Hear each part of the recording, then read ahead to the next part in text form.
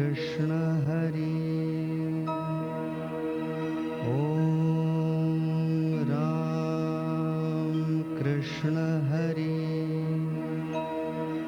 ओम राम। श्रीमद सच्चिदानंद सद्गुरु स्वामी स्वरूपानंद महाराज की जय। श्री ज्ञानदेव वंदन।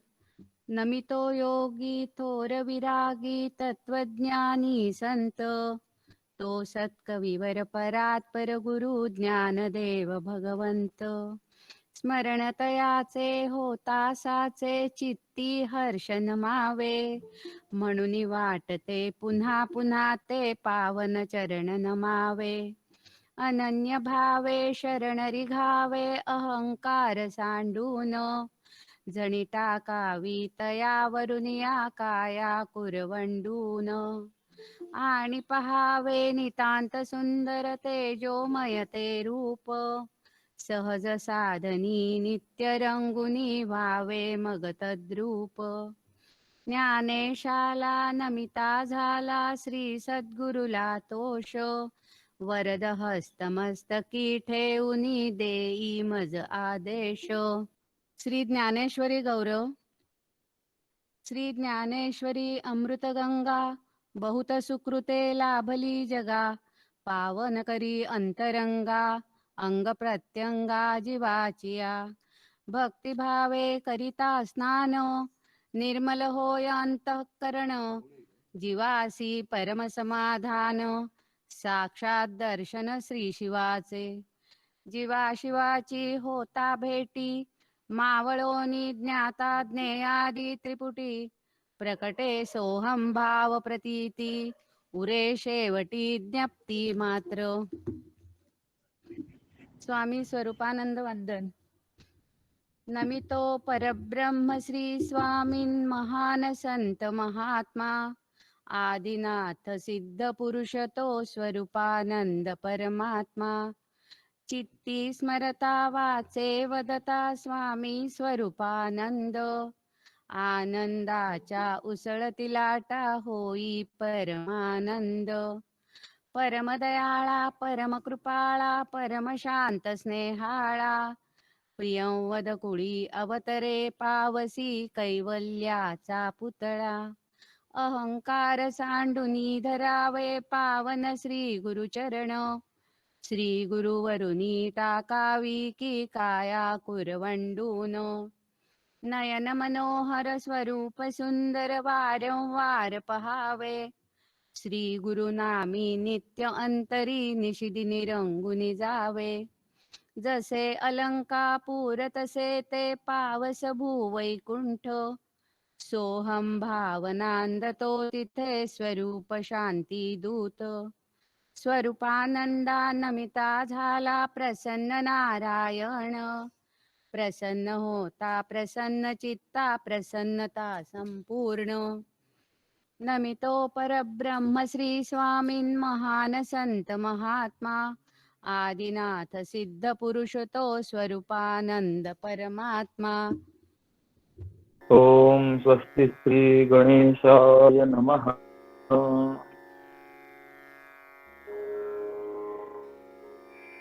ओम सरस्वती नमः।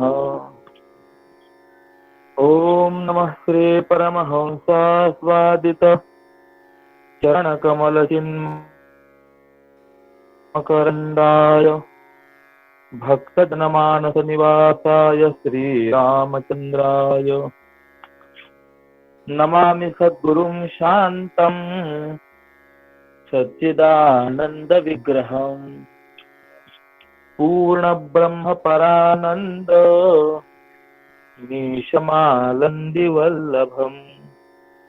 ॐ पूर्णमदः पूर्णमिदं पूर्णात् पूर्णमुदच्यते पूर्णस्य पूर्णमादाय पूर्णमेवावशिष्यते। ॐ शान्तिः शान्तिः शांती। अकारण करुणावरून आले भगवंताच्या असीम कृपेने साधारणते मयबाप कैवल्य साम्राज्य चक्रवर्ती संत सम्राट विश्वमूल्य ज्ञानोपरायांच्या पवित्र कृतीचं ग्रंथराज ज्ञानेश्वरीचं चिंतन करण्याकरता आपण प्रवृत्त झालेलो आहोत आणि 8व्या अध्यायाचा आरंभ आपला झालेला आहे. 8व्या अध्यायाच्या आरंभाला अर्जुनाने भगवंताला काही प्रश्न विचारलेले आहेत. ते ब्रह्म काय आहे, अध्यात्म काय आहे, कर्म काय आहे, अधिभूत कशाला म्हणावं, अधिदैवर कशाला म्हणावं आणि अधियज्ञ कशाला म्हणावं, या संबंधाने जे विचारलेले प्रश्न आहेत त्या प्रश्नांचं उत्तर काल आपण थोडं पाहत होतो. आणि त्यामध्ये आपण असं पाहून आलो आहोत की जे अधिदैव अधिभूत आहेत ते सर्व खरोखर भगवत रूपच आहेत, परंतु 15 तराचं सोनं जसं हिरवट धातू मिश्रित झालं तरी ते हिणकस होत नाही, त्याचा सोनेपणा मलिन होत नाही आणि ते इतर हिनवट धातूच्या अंशाशी एकरूप देखील होत नाही. असं जरी असेल तरी जोपर्यंत ते इतर धातूंनी मिश्रित आहे तोपर्यंत ते शुद्ध सोनं देखील जसं हिणकस म्हटलं जातं त्याप्रमाणे वस्तुतः जीव हा परमात्मा स्वरूपच आहे, परंतु जोपर्यंत देह तादात्म्य संबंध त्याने धारण केलेला आहे, देहाशी त्याने जोपर्यंत संबंध जोडलेला आहे तोपर्यंत तो ब्रह्म न म्हणवता जीव म्हणवला जातो. काल आपण कर्माचा विचार करत असताना या कर्मामध्ये भगवान अनेक योनी निर्माण करतात असा आपण विचार करून आलो होतो. विश्वाकार व्यापार जो उत्पन्न होतो त्यालाच आपण कर्म असं म्हणलेलो आहोत. मग या योनी किती आहेत त्याचा विचार करत असताना 84 लक्ष योनी आहेत असा आपण एक सामान्य विचार सर्वत्र पाहतो. त्या 84 लाख ही संख्या कशी मोजायची या संबंधामध्ये असं चिंतन गोस्वामी तुलसीदासजीने रामचरित मानसात केलंय. आकर 4,84,000 जाती जी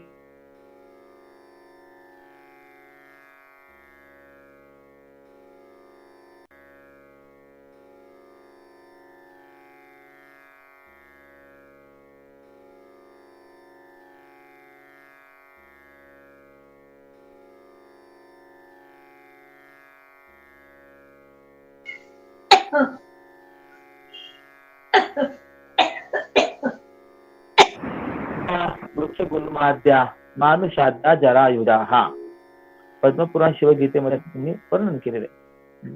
दास वगैरे जे आहेत यांना स्वेदज म्हणा, पक्षी सर्प इत्यादींना अंडज म्हणा, वृक्ष गुल्म इत्यादिकांना उद्भिज्य म्हणा आणि मनुष्य तसेच पुष्पाद प्राणी यांना जरायुज म्हणा. मनुस्मृतीच्या प्रथम अध्यायामध्ये या 4 योनींचंही चिंतन केलेलं आहे आणि यातील सूक्ष्म भाव देखील थोडेसे सांगितलेले आहेत. पशवश्च मृगाश्चैव व्यालाश्चो भयतो गतः रक्षांश्च पिशाचाश्च मनुष्याश्च जरायुजाः. एकंदरीत 6 श्लोकांमध्ये मनुस्मृतीचे हे चिंतन केलेलं आहे. मी 6ही श्लोकांचा उच्चार न करता त्यांचा केवळ भाव आपणास सांगतो की जरायुज, अंडज, स्वेदज आणि उद्भिज्य अशा एकंदरीत या 4 योनी आहेत. यापैकी मृगादी पशु आणि ज्यांना दोन्ही बाजूला दात आहेत असे व्याल, राक्षस, पिशाच आणि मनुष्य इत्यादी जे आहेत यांना जरायुज असं म्हणतात, कारण की हे जराने वेष्टित अशा अवस्थेमध्ये जन्माला येतात. यानंतर पक्षी, सर्प, मासे, कासव इत्यादी अंडज आहेत, याचा जन्म अंडापासून होतो. त्यानंतर म्हणजे हे जे आहेत जरायुज आणि अंडज, यामध्ये जलचर, स्थलचर आणि खेचर म्हणजे आकाशामध्ये विचरण करणारे असे पण जीव आहेत. त्यानंतर गरमीपासून निर्माण होणारे डास, उवा, ढेकणं इत्यादी, त्यांना स्वेदज असं म्हणा. बीज किंवा शाखेपासून निर्माण होणारे जे आहेत स्थावर, त्यांना उद्भिज असं म्हणतात, वृक्षादी वगैरे. पुन्हा प्रकार सांगितलेले आहेत की फळ पूर्ण पिकल्यानंतर ज्यांचा आपोआप नाश होतो आणि ज्यांच्यामध्ये भरपूर फुलं आणि फळ असतात त्यांना औषधी असं म्हणतात.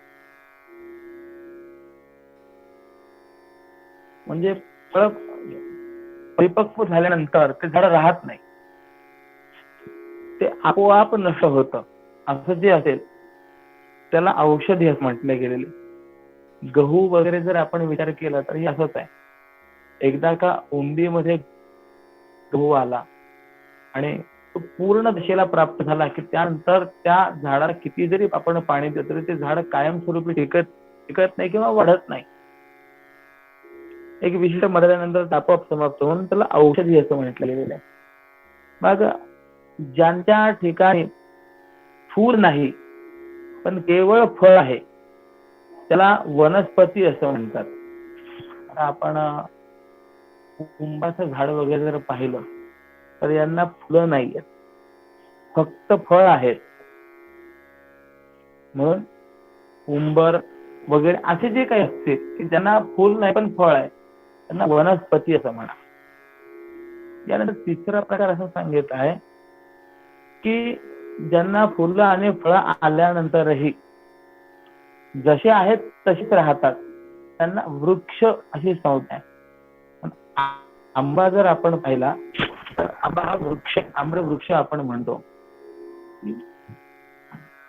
त्यांना फुलंही येतात, फळंही येतात, पण हे येऊन गेल्यानंतर देखील ते आहे तसंच राहतं. जसा गहू नष्ट होतो त्याप्रमाणे हे नष्ट होत नाहीत, त्यामुळे यांना वृक्ष असं म्हटलं गेलेलं आहे. त्यानंतर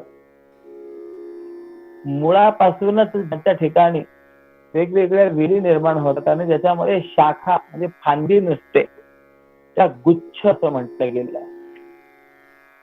त्यानंतर एखाद्या अशी वनस्पती किंवा असं असतं की ज्याला मुळापासूनच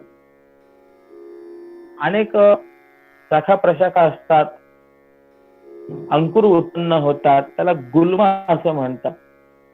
आणि या व्यतिरिक्त जे आहेत त्यांना तृण असं म्हटलं गेलेलं आहे. वेळू, बांबू हे तृण या जातीमध्ये आलेले आहे.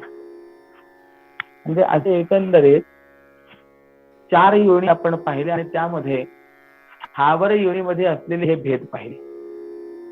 मग पुढे एक ठिकाणी धर्मशास्त्रामध्ये असं प्रमाण दिलेलं आहे, जलजा नवलक्षाणी स्थावरा लक्ष विंशतिः कृतयो रुद्रलक्षाणी पक्षिणो दशलक्षकाः चतुर्लक्षाणी मानवाः. की 20 लाख स्थावर जाती आहेत, 9 लाख जलचर आहेत, 11 लाख कृमी कीटाणू वगैरे आहेत, 10 लाख पक्षी आहेत, 30 लाख पशु आहेत आणि 4 लाख वानर योनी आहेत. आणि यानंतर मनुष्य होऊन सत्कर्म करावं असं चिंतन विचारलेलं आहे. तर आपल्याला हा सर्व विस्तार सांगण्याचं तात्पर्य असं आहे की अशा पद्धतीने मनाला देखील चिंतन करता येणार नाही. मनाचा अति अचिंत्य रूपस्य असं जे काही जग आहे हा विश्वाकार उत्पन्न होणं म्हणजे याला कर्म असं म्हटलं गेलेलं आहे. मग त्यानंतर अधिदैव म्हणजे काय हे सांगा म्हणाले. अधिभूत म्हणजे काय आहे ते सांगा आणि अधियज्ञ काय आहे ते सांगा असा विचार केला. त्यावेळेला आपण अधियज्ञ म्हणजे तो परमात्माच आहे असा विचार आपण करून आलेलो आहोत. काल आपण विस्ताराने या व्याख्या पाहिलेल्या आहेत आणि यांचं एक एक वाक्यामधलं चिंतन जे आहे हे मी सिंहावलोकनामध्ये नक्की करणार आहे. जेणेकरून ब्रह्म म्हणजे काय असा जर प्रश्न विचारला तर एका वाक्यामध्ये आपल्याला उत्तर देता यावं याकरता मी प्रयत्न करणार आहे. असो, मग पुढे असं सांगितलेलं आहे की हे जे काही 6 पदार्थ आहेत कोणती कोणती तर ब्रह्म, अध्यात्म, कर्म, अधिदैव, अधिभूत आणि अध्यात्म अधियज्ञ हे जे 6 पदार्थ आहेत ना हे सर्व 6 पदार्थ अविद्येच्या पदराने झाकले गेले. कसे झाकले गेले तर ब्रह्मावर अविद्येचं आवरण आहे म्हणून ब्रह्म हेच अक्षर आहे हे कळत नाही. आपण काल क्षर आणि अक्षर हे 2 पद पाहून आलेलो आहोत. ज्याच्या ठिकाणी नाश आहे, ज्याच्या ठिकाणी विकृती आहे, बदल आहे, परिणाम आहे, परिवर्तन आहे त्याला अक्षर असं म्हणतात. आणि ज्याच्या ठिकाणी नाश, बदल, परिणाम, विकृती नाही त्याला अक्षर असं म्हटलं गेलेलं आहे. तर वस्तुतः परब्रह्म परमतत्व हे अक्षर आहे परंतु अविद्येचं आवरण त्या ब्रह्मावर असल्यामुळे ते अक्षर आहे हे न जाणवता ते क्षर आहे असंच वाटतं. म्हणजे ब्रह्मावर असलेलं आवरण अविद्येच्या पदार्थाने झाकलं गेलं की नाही झाकलं गेलं. बरं, दुसरा पदार्थ कोणता होता अध्यात्म. किम ब्रह्म किमध्यात्म असा प्रश्न विचारला होता ना. तर अध्यात्मावर आवरण आहे म्हणून अक्षर ब्रह्म हे देहामध्ये प्रत्येगात्मक रूपाने म्हणजे असंग साक्षी रूपाने आहे हे कळत नाही. म्हणजे असं जे अक्षर असलेलं ब्रह्म आहे ते ब्रह्म प्रत्येक जीव मात्राच्या देहामध्ये निवास करत आहे. प्रत्येकाच्या ठिकाणी असलेली जी काही मी अशा प्रकारची वृत्ती आहे तर ती वृत्ती म्हणजे त्या परब्रह्माचं असलेलं स्वरूप आहे हे लक्षात येत नाही, कळत नाही. आपण करणारे नसून जे कर्म देह इंद्रियादिकांकडून घडत आहे त्याचे आपण खरे साक्षी आहोत. परंतु ते अक्षरब्रह्म आपल्या देहामध्ये साक्षी रूपाने आहे हे कळत नाही. का कळत नाही? कारण की अध्यात्मावर अविद्येचं आवरण आहे. ठीक आहे. तिसरा पदार्थ आपण कोणता पाहिला होता? कर्म. तर कर्मावर या अविद्येचं आवरण आहे म्हणून विश्वोत्पादक व्यापार कुणापासून होतो ते कळत नाही. म्हणून तर अनेकांचे अनेक म्हणणं आहेत की नाही. कुणी म्हणतं जग आपोआप निर्माण झालं, कुणी म्हणतं नाही जग प्रकृतीपासून निर्माण झालं, कुणी म्हणतं नाही जग परमाणूंपासून निर्माण झालं. वेगवेगळे असलेले आक्षेप कशाचा परिणाम आहे? तर कर्मावरती असलेल्या अविद्येच्या आवरणाचा परिणाम आहे. चौथा पदार्थ आपण पाहिला अधिभूत. मग अधिभूतावर अविद्येचं आवरण असल्यामुळे विश्वाचे नामरूपाधिक जे क्षर आहे ते विनामूळ आहेत. म्हणजे अक्षर ब्रह्माच्या ठिकाणी नाम आणि रूपाधिकांचा अत्यंत अभाव आहे हे कळत नाही. वस्तुतः देवाचं वर्णन करत असताना कसं वर्णन आहे? रंग नाही, रूप नाही, नाही वर्ण छाया, निराकार निर्गुण तुची रघुराया. ज्याला रंग नाही, रूप नाही, कोणताही वर्ण नाही, ज्याला छाया नाही, जो निराकार आहे, निर्गुण आहे, तो परमात्मा आहे. चिंतन आपल्याला सांगितलेलं आहे. परंतु आपण त्या देवाला देखील नाम रूपामध्ये व्यक्त करतो की नाही, की हे देवाचं नाव आहे, अमुक आहे. मग अधिभूतावर असलेलं अविद्येचं आवरण त्याचा परिणाम आपल्याला हे कळत नाही. पर पुढे सांगतात 5वा पदार्थ जो आहे तो अधिदैव आहे. अधिदैवावर आवरण असल्यामुळे या जीवाचं ब्रह्मरूपाने ज्ञान होत नाही. वस्तुतः आपण पाहून आलेलो आहोत, जीव ब्रह्मैव नापरः. जीव हा ब्रह्मस्वरूपच आहे. पण असं असतानाही जीव वेगळा आहे, अल्पज्ञ अल्पशक्तिमान आहे आणि ब्रह्म हे सर्वज्ञ सर्वशक्तिमान आहे. असा जो आपल्या ठिकाणी असलेला भ्रम आहे हा अधिदैवावर अविद्येत असलेल्या आवरणाचा परिणाम आहे. आणि अधियज्ञ म्हणजे परमात्मा, या परमात्म्यावर अविद्येचं आवरण असल्यामुळे जीव, ईश्वर, इंद्रादी देवता, मुक्त पुरुष हे सर्व केवळ ब्रह्मरूपच आहेत हे कळत नाही. अर्थात जोपर्यंत या 6 पदार्थांविषयी अज्ञान आहे तोपर्यंत हे सर्व परमात्मा स्वरूपापासून किंवा भगवान म्हणतात माझ्यापासून वेगळं आहेत असं समज. आता पुढे भगवान बोलतात त्याची अविद्येची जवनिक फिटे आणि भेदभावाची अवधी तुटे, मग म्हणू एक होणे जरी आटे तरी काय दोन्ही होती. अवले म्हणतात की पण हेच अविद्येचं आच्छादन जेव्हा ज्ञानाने दूर होत आणि भेदभावाची मर्यादा नष्ट होते,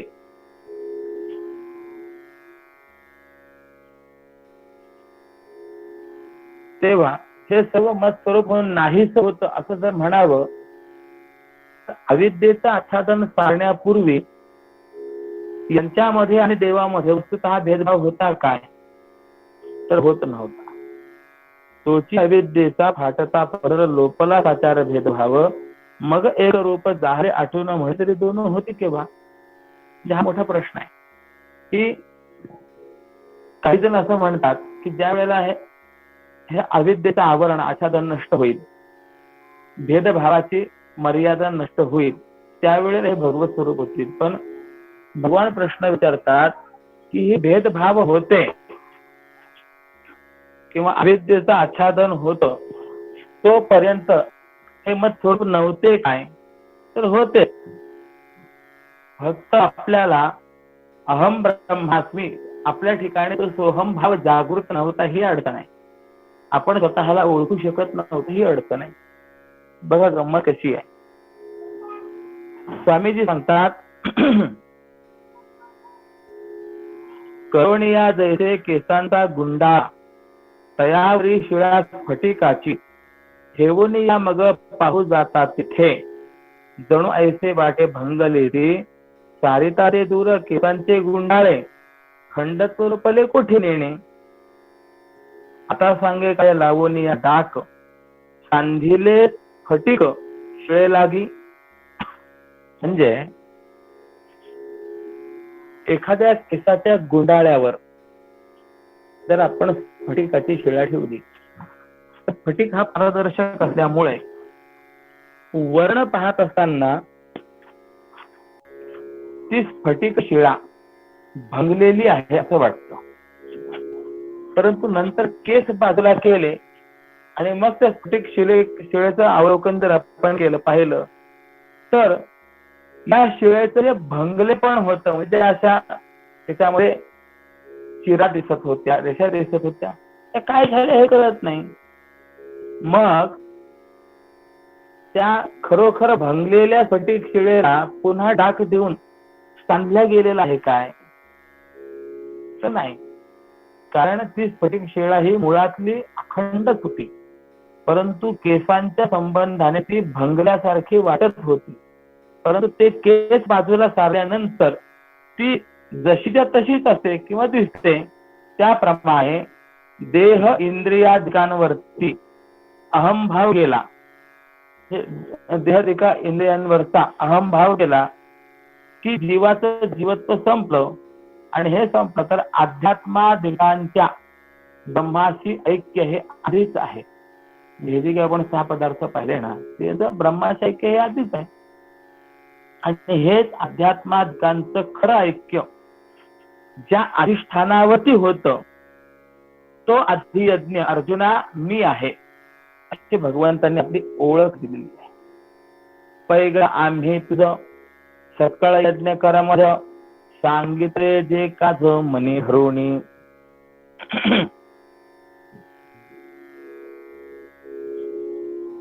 भगवान म्हणतात अर्जुना, आम्ही तुला कायिक वाचिक मानसिक कर्मजन्य द्रव्ययज्ञ. द्रव्ययज्ञ कसा आहे आपण 4थ्या अध्यायामध्ये हे सगळं पाहून आलेलो आहे बघा. कायिक वाचिक आणि मानसिक या तिघांच्या माध्यमातून कर्मजन्य असा जो असतो त्या द्रव्ययज्ञ असं म्हटलं गेलंय. त्यानंतर तपोयज्ञांचे प्रकार सांगितलेले आहेत आणि या यज्ञाच्या अनुष्ठानाने चित्तशुद्धी होते. बर, कर्मजन्य यज्ञापेक्षा ज्ञान यज्ञ श्रेष्ठ आहे, कारण ज्ञानामध्ये सर्व कर्मांची किंवा कर्मफळांची समाप्ती होते. मग ज्ञानाने देहावरील अहंभाव जातो आणि जीव ब्रह्मैक्य आणि अधिभूताचं ऐक्य होतं आणि त्या योगाने माझी म्हणजे अधियज्ञ रूप प्राप्ती होते. असं जे फळ मनात धरून 4थ्या अध्यायामध्ये सांगितलेलं होतं तेच आता सांगतात की तोच हा सर्व जीवांची विश्रांती आणि निरपेक्ष कर्तव्य अभावरूप सुखाचा ठेवाय. परंतु अर्जुना, तोच गूढ अभिप्राय आता मी तुला उघड करून सांगतोय. करोनी उघड परिस्थिती आता दावी तसे पार्था तुझा लागे. अभंग क्रमांक 86 पासून पहा. आधी वैराग्याचे घालून इंधन अग्नी पेटवून इंद्रियांचा शब्दादी विषय द्रव्याची या देती तयात आहुती धनंजया. आता या अधियज्ञामध्ये प्रथम वैराग्य रूपी लाकडांच्या भरपूरपणाने पेट घेतलेल्या इंद्रिय रूपी आगीमध्ये पंचविषय रूपी हवीर द्रव्यांची आहुती प्रदान करून एक इंद्रिय यज्ञ संपवावा लागतो. आपण यज्ञाचे अनेक प्रकार पाहिले की नाही, त्यापैकी जो इंद्रिय यज्ञ आहे तो पहिल्या यज्ञाने संपवायचा. कसा संपवायचा तर वैराग्य रूपी लाकडांच्या भरपूरपणाने ज्याने भरपूर पेट घेतलेला आहे अशा इंद्रिय रूपी अग्नीमध्ये पंचविषय रूपी हवीर द्रव्याची आहुती देऊन हा यज्ञ संपवायचा. मग यानंतर योगाग्नी करता वज्रासन हीच कोणी भूमिका शुद्ध करून शरीराच्या मंडपामध्ये गुद आणि शिष्ण यांच्या मध्यभागी डाव्या पायाच्या टाचेचा वरचा भाग टेकवून उजवा पाय डाव्या पायाच्या मांडीवर ठेवून पाठ ताठ करून शरीर तोलून धरल्यानंतर जी विशिष्ट शरीराकृती होते तिला आधार मुद्रा असं म्हटलं गेलेलं आहे. आपण बघा वज्रासनाची प्रक्रिया पाहून आलो होतो की नाही, तीच प्रक्रिया सांगतात. आणि मग अशी आधार मुद्रा रूपी वेदी जी आहे ती उत्तम प्रकाराने बांधली जाते. आधार मुद्रेची वेदिका बरवी रचिती मांडवी शरीराच्या. आपण जे 6व्या अध्यायामध्ये सर्व पाहून आलेलो आहोत. आणि अशी आधार मुद्रा परिधान केल्यानंतर त्या ठिकाणी धारणा, ध्यान आणि समाधी रूपी किती आहेत? 3 आहेत.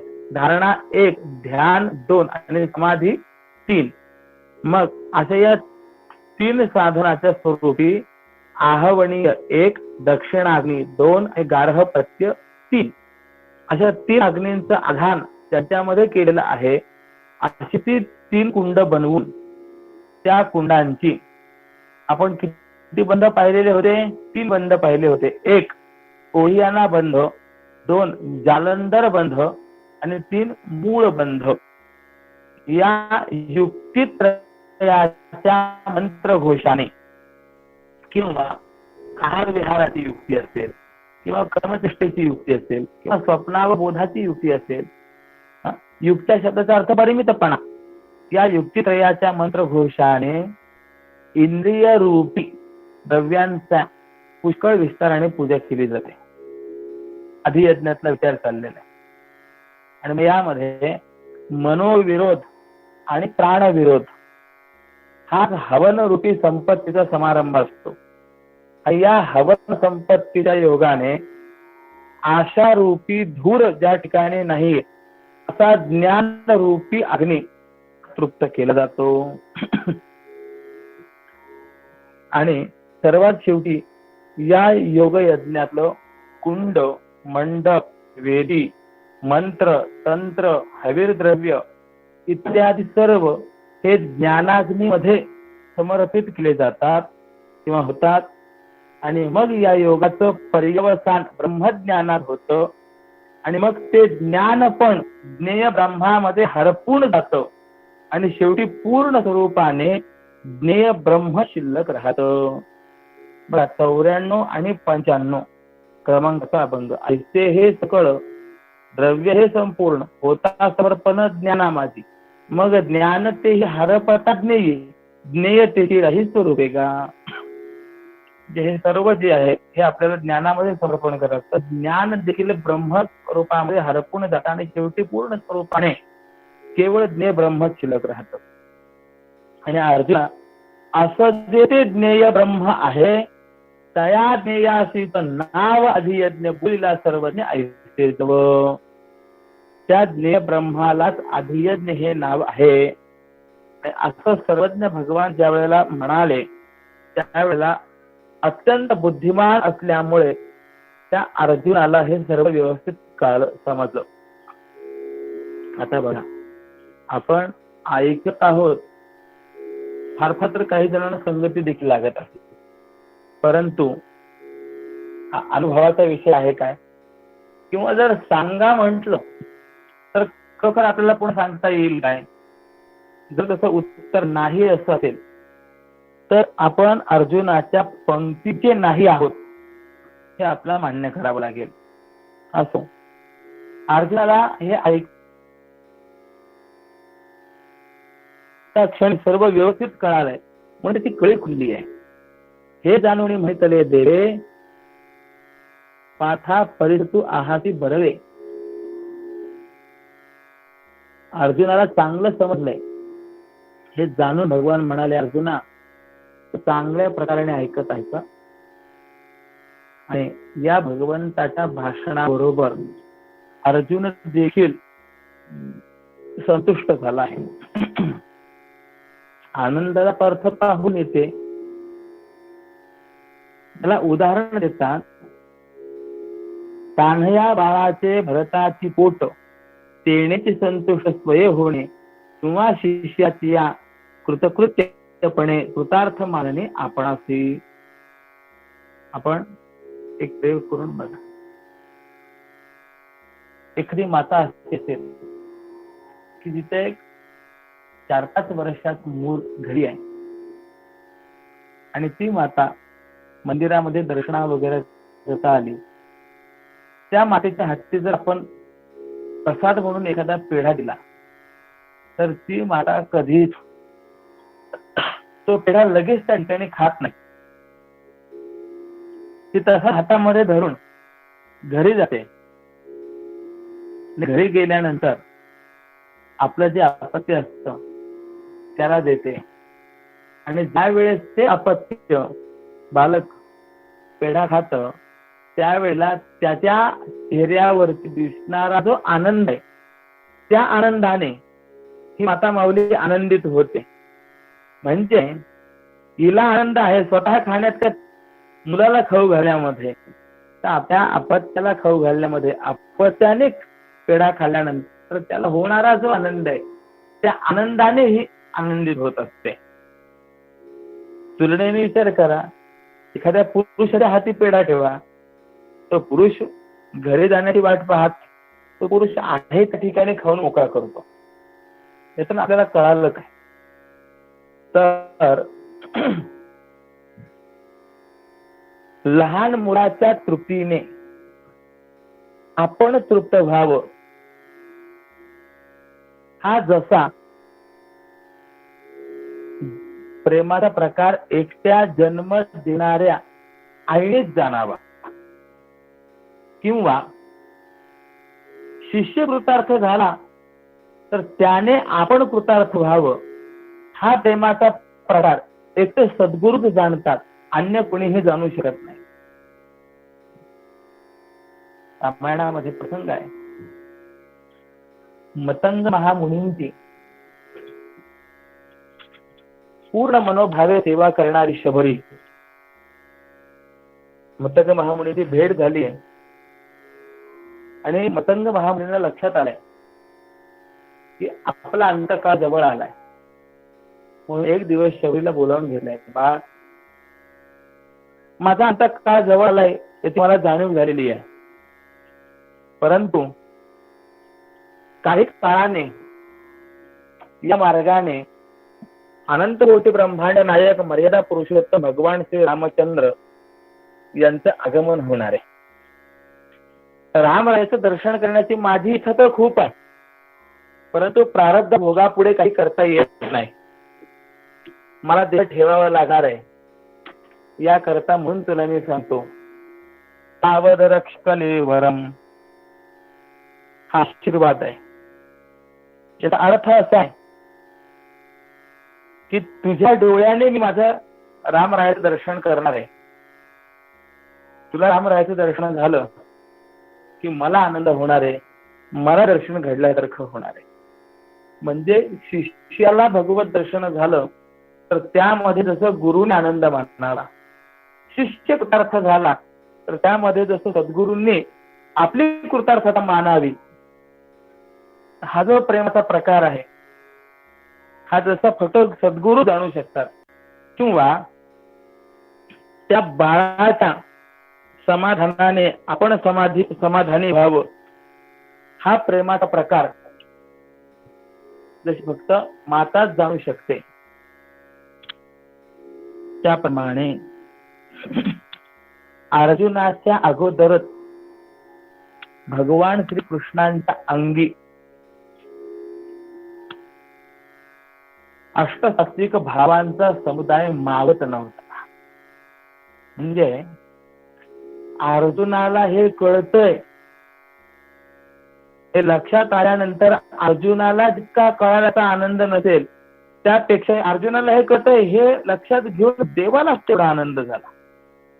म्हणून अष्टही सात्विक भावांचा समुदाय पार्थाआधी देवाची अंगी सामाविना परी. तो अष्टसात्विक भावाचा समुदाय देवाच्या ठिकाणी मावत नव्हता. देवाला जितका आनंद झाला, रोमांच उभे राहिले. अर्जुनाला कळतंय हे लक्षात घेऊन मग भगवंताचा कंठ दाटून डोळ्यामध्ये पाणी यायला लागलं.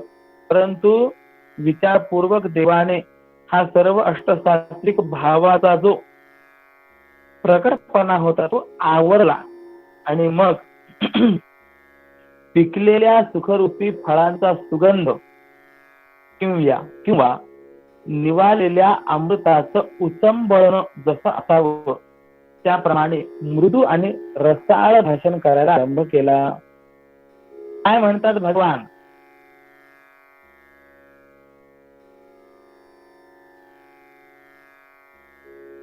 म्हणे तुझा कोणी ऐके अशी माया जळवनिया दाता जाळीते तत्वता तेही जळे. म्हणजे अरे हे श्रोत्यांच्या राजा अर्जुना, याप्रमाणे अभियज्ञामध्ये ज्या वेळेला अविद्येचं जळणं समाप्त होतं त्यावेळेला तिला जाणणारे जे ज्ञान तेही त्याची जळून जात रे. म्हणजे ज्ञान काय करतं? अविद्येला जाळतं. परंतु अविद्येला जाळून ते ज्ञान देखील त्या ठिकाणी राहत नाही. ते ज्ञान त्या ठिकाणी स्वतः देखील जळून जातं. बघा हरिपाठामध्ये मौलीने असं म्हटलेलं आहे कापुराची वाती उजळली ज्योती ठाईच समाप्ती झाली जैसे. अग्नी कापराला जाळतो, पण कापराला जाताना तो स्वतः जळत असतो आणि जोपर्यंत त्या अग्नीला कापूर हे भक्ष्य आहे तोपर्यंत अग्नी जळतो. परंतु शेवटी तो अग्नी देखील राहतो काय, तर जाणारा अग्नी देखील त्या ठिकाणी परिसमाप्त होत असतो. हे जसं आहे त्याप्रमाणे जोपर्यंत अज्ञान आहे, अविद्या आहे, तोपर्यंत ज्ञान त्या अविद्येला जाळतं. परंतु एकदा का अविद्या परिसमाप्त झाली की निस्तृण म्हणजे ज्या ठिकाणी गवत वगैरे नाही त्या ठिकाणी पडलेला अग्नी हा जसा हा स्वतः आपोआप नष्ट होतो, तद्वत तो अग्नी देखील त्या ठिकाणी नष्ट होतो. म्हणजे ज्ञान देखील त्या ठिकाणी परिसमाप्त होतं. परिसमाप्त होतं याचा अर्थ ज्ञान ज्ञानरूपाने वेगळं राहत नाही किंवा अविद्येला जाळणार म्हणून ते वेगळं राहत नाही, तर ते ज्ञानरूपच होऊन जात. या संबंधामध्ये मौलींनी चांगले विचार किंवा फार सुंदर विचार मांडलेला आहे.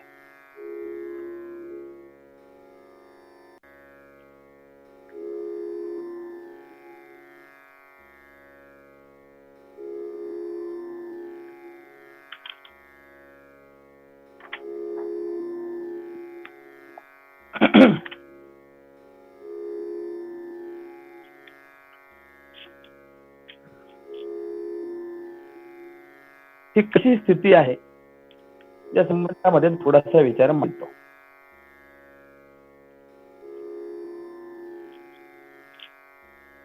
साधूंच्या कृपेने साधकाच्या ठिकाणी सोहम भाव निर्माण होतो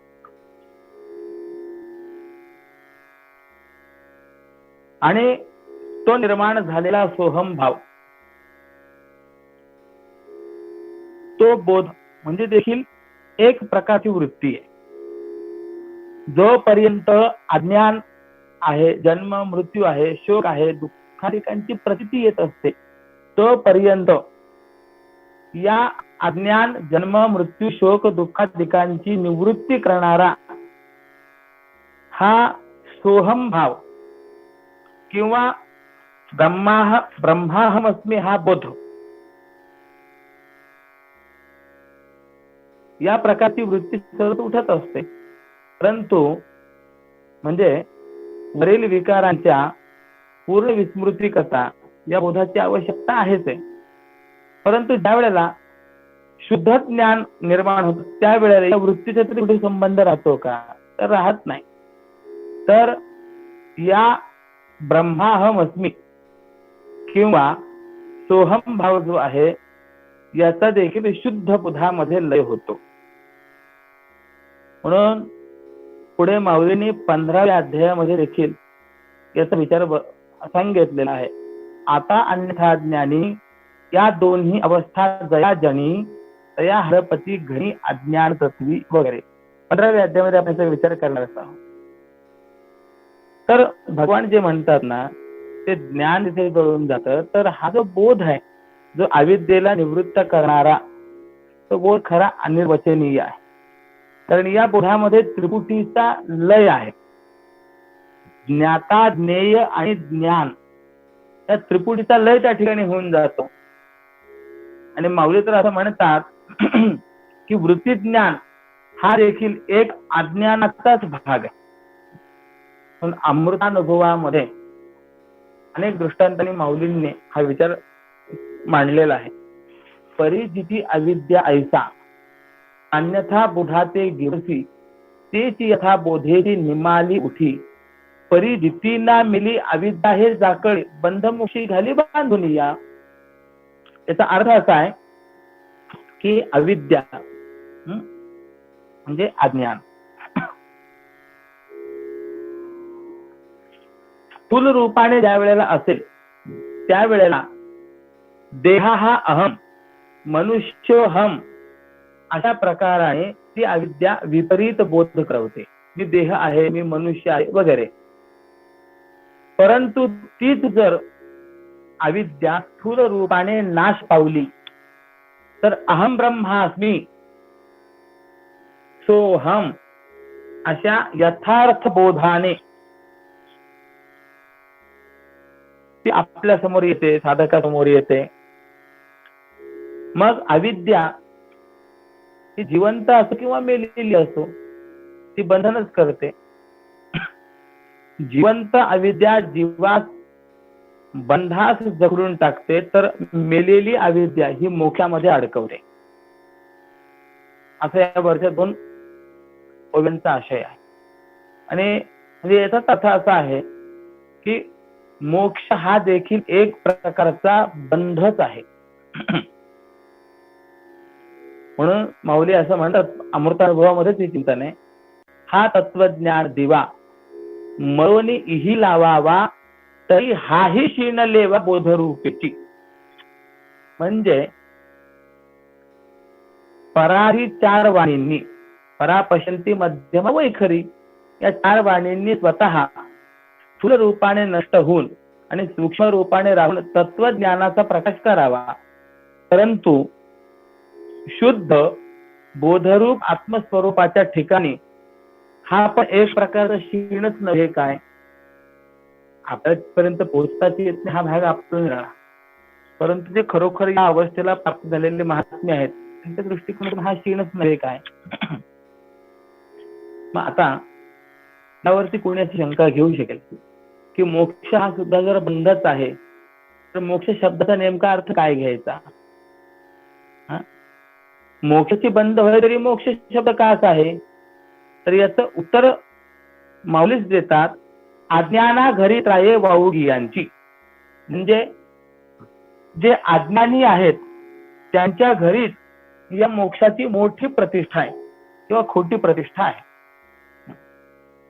अज्ञानी जे आहे त्यांना असं वाटतं नाही मी बद्ध आहे, मला मोक्ष प्राप्त झाला पाहिजे. परंतु तो खरा ज्ञानी आहे तो म्हणतो त्रैकालामध्ये कधीही मला बंधन नाही, तर मला मोक्ष प्राप्तीची काय आवश्यकता.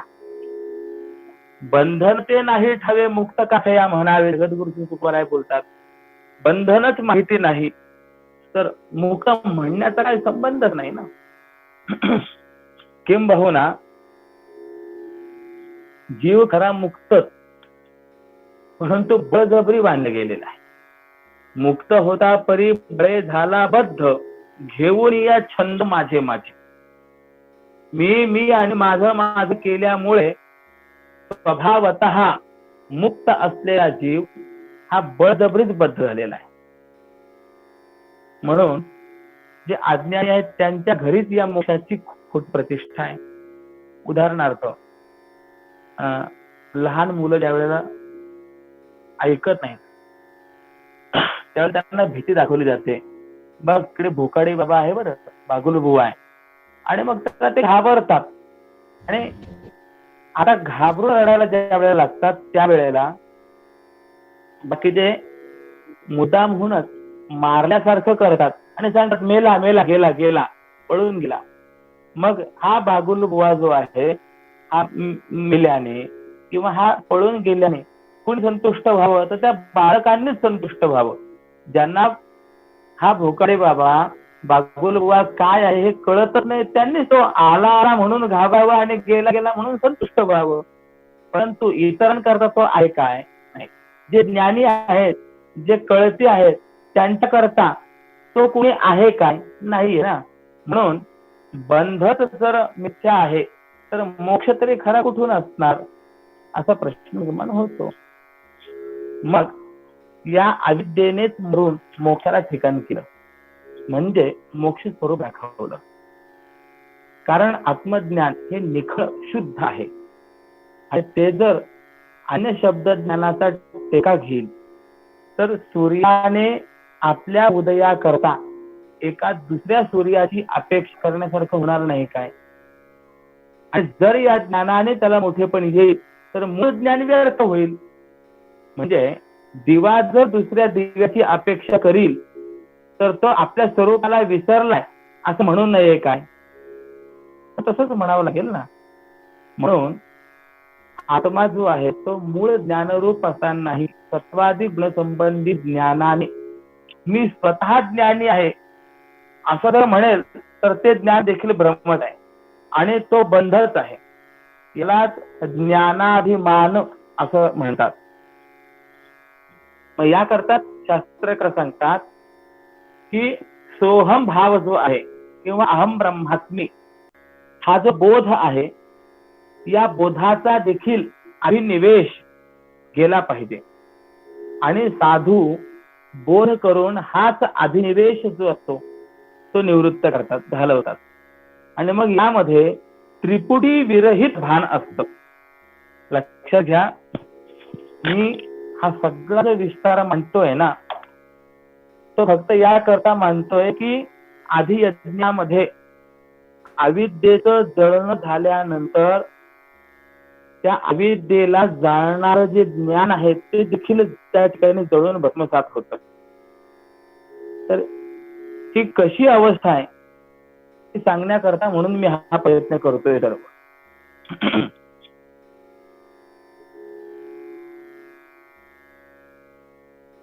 ऐसी माया जळनिया जाता जाळीते तत्वता तेही जळे हा जो 108 क्रमांकाचा अभंग आहे ना यावर मी व्याख्यान करतोय. असो, ही त्रिपुटी विरहित अवस्था कशी असते? म्हणजे त्या ठिकाणी अविद्या तर नाहीच नाही परंतु ज्ञानही नाही. जे ज्ञाता ज्ञेय ज्ञान ही त्रिपुटी ज्या ठिकाणी नाही ती अवस्था कशी असते त्या भूमिकेचं वर्णन माऊलींनी 8व्या अध्यायामध्ये केलेलं आहे. तेथ विवेक वैराग्य विवेकेसी आटे बंध मोक्षेसी वृत्ती ते अवृत्तीसी बुडवणी जाय. म्हणजे त्या ठिकाणी वैराग्य विवेकासह नाहीच होतं. 1 बंध मोक्षासह आटतो. 2 आणि वृत्ती आपल्या वारंवार चिंतनासह उभी बुडून जाते. ज्ञानोबायांनी अमृतानुभव नावाच्या आपल्या ग्रंथामध्ये या निर्विशिष्ट स्वरूपाचं वर्णन अनेक ठिकाणी केलेलं आहे. उदाहरण असं दिलेलं आहे की ते ज्ञान जे आहे ना ते अज्ञानाला गिळून नंतर ते ज्ञानही कसं परिसमाप्त होतं, केवळ ज्ञेय स्वरूप कसं राहतं त्या संबंधाने म्हटलेलं आहे. ज्याप्रमाणे झोप जाऊन तत्संबंधी सापेक्षिक जागेपणाची भावनाही जाऊन जागणं आपल्या स्वरूपाने शिल्लक असतं त्याप्रमाणे अज्ञानाची आटणी करून ज्ञान उत्कर्षाला येतं आणि मग ते ज्ञानही आपला नाश करून घेतं. याप्रमाणे ज्ञान व अज्ञान यांचा नाश झाला असता स्वरूप ज्ञान हेच शिल्लक राहतं. बघा इथे गंमत किती सुंदर आहे. ज्या वेळेला मनुष्य झोपून उठतो त्यावेळेला तो म्हणतो सुखमहम अस्वात्म न किंचित अवेरिषा. मी झोपलो होतो आणि आता मी जागा आहे. म्हणजे झोपलो होतो ही एक अवस्था आणि तद भिन्न तद विरोधी आता मी जागा आहे हे भान त्याला होतं की नाही. म्हणजे जागृती अवस्थेचं भान होतं. परंतु काही काळानंतर ज्या वेळेला जागृती या अवस्थेत असतो त्या वेळेला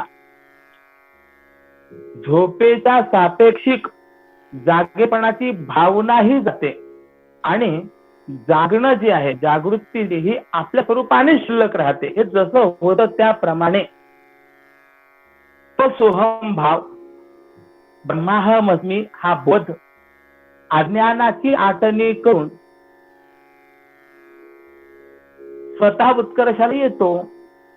परंतु नंतर तो सोहम भाव आपला स्वतःचा देखील नाश करून घेतो आणि मग याप्रमाणे ज्ञान आणि अज्ञान यांचा नाश झाला की फक्त स्वरूप ज्ञान शिल्लक राहते. म्हणून स्वामीजींनी जे म्हटलेलं आहे सोहम तेही असतं वले.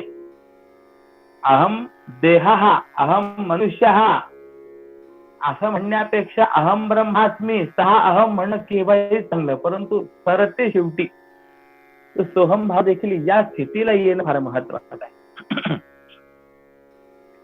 तैसे असणे आणि नसणे हे नाही दया होणे, आता मिथ्या ऐसे येणे बोले गमे.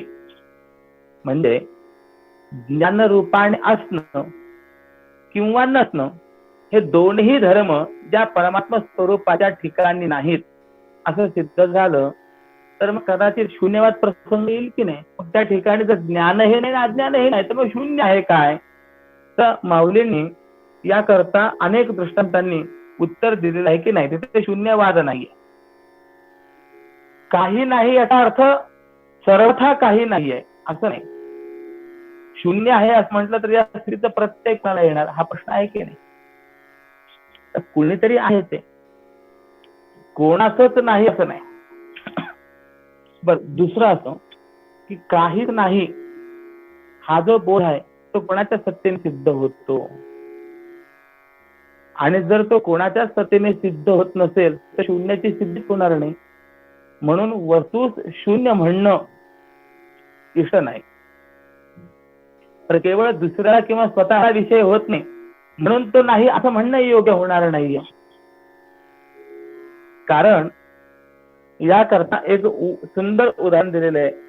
जो निरंजनी निदेला तो आणखी नाही देखिला, आपलाही निमाला आठवू तया, परिजीवे नाही होणं नोहे, तैसे शुद्ध असणे आहे, हे बोलणे नसाहे असे नाहीचे.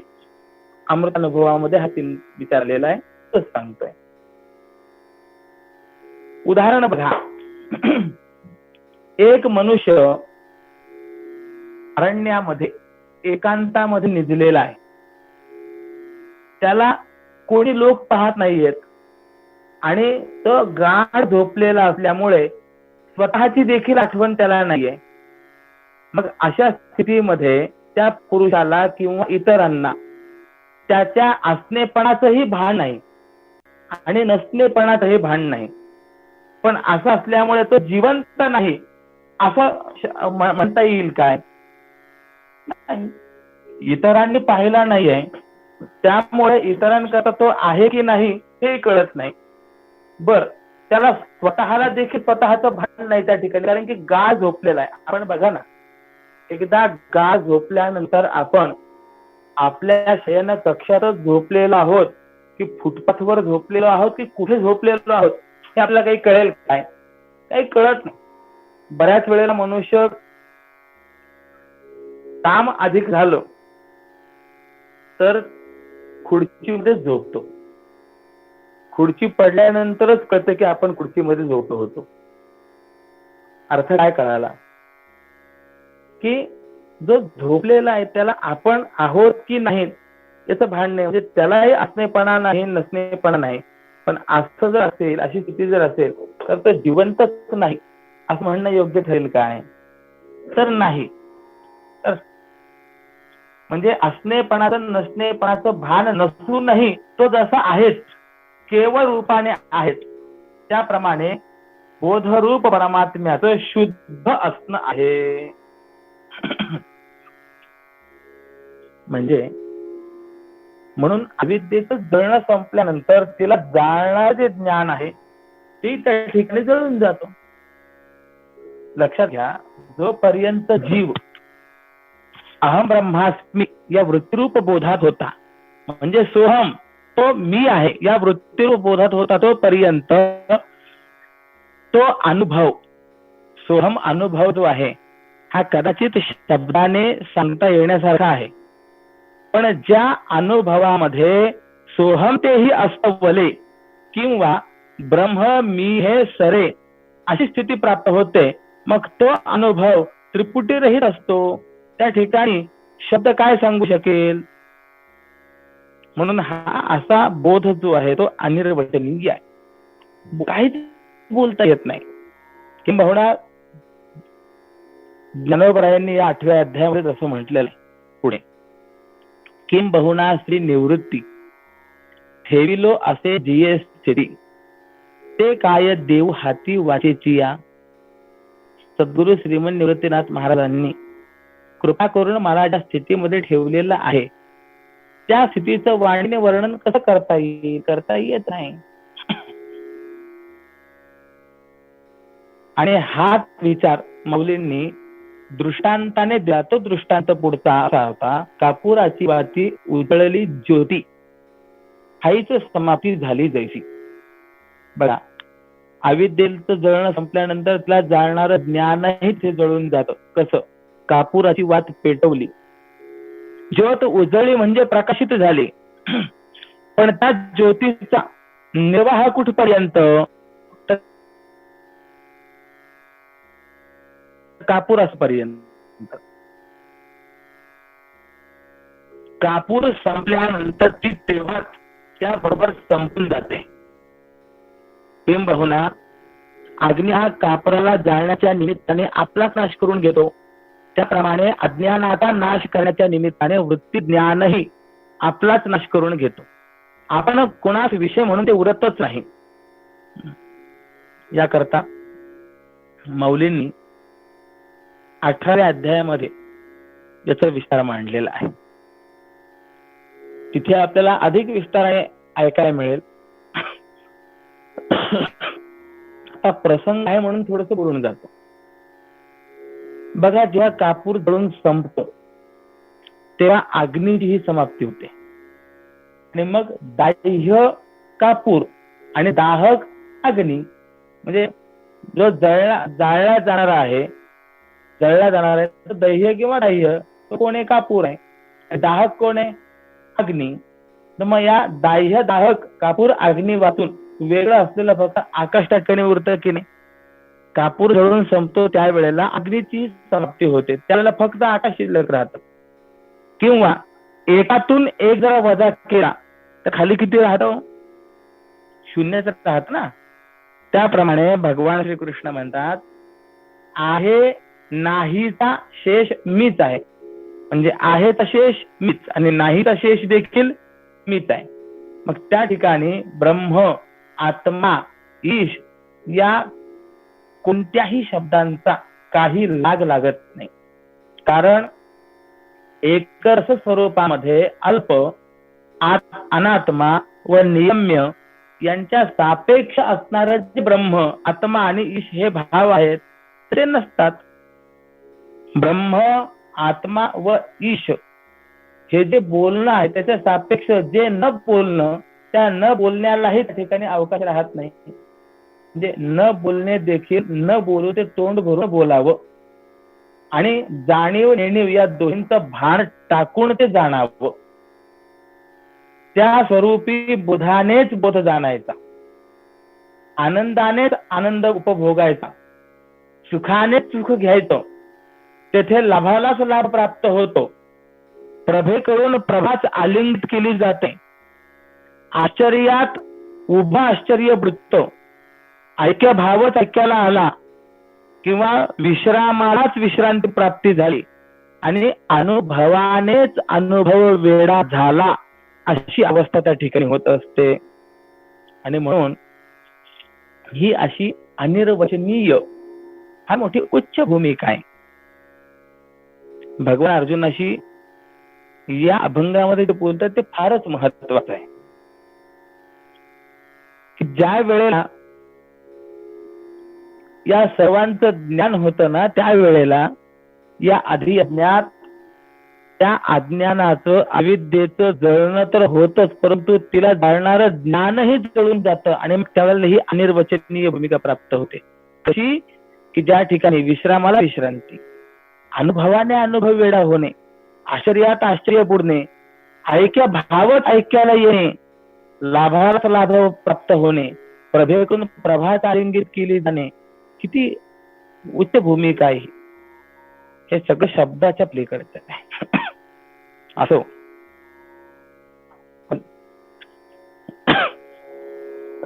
अशी स्थिती प्राप्त होण्याकरता काय असा प्रश्न ज्यावेळेला निर्माण होतो त्यावेळेला भगवंताने दिलेलं पुढचं उत्तर फार महत्वाचं आहे. अंतकाले च मामेव स्मरण मुक्त्वा कलेवरम यः प्रयाति समद्भावम याति नास्त्यत्र संशयः. या श्लोकाचा अर्थ, अंतकाळात जो पुरुष माझं स्मरण करीत शरीराला सोडून जातो तो माझ्या स्वरूपाला प्राप्त होतो याविषयी संशय नाही. आता हा 109 क्रमांकाचा जो अभंग आहे, या अभंगापासून जो ब्रह्मज्ञानी असून ध्यानयोगी आहे त्याच्या मरणाचा प्रकार कसा असतो त्याचं विवेचन करतात. तर इथनं पुढे जे आहे ना, अशा वेगवेगळ्या व्यक्तींचं मरण कसं होतं, त्यांची गती कशी होते या संबंधीचा विचार आपल्याला ऐकायला मिळणार आहे. तर त्यामध्ये पहिला असा वर्ग भगवान सांगतात की जो ब्रह्मज्ञानी आहे आणि ध्यानयोगी आहे, म्हणजे ब्रह्मज्ञानी असून ध्यानयोगी आहे, त्याचं मरण कसं होतं ते सांगतात.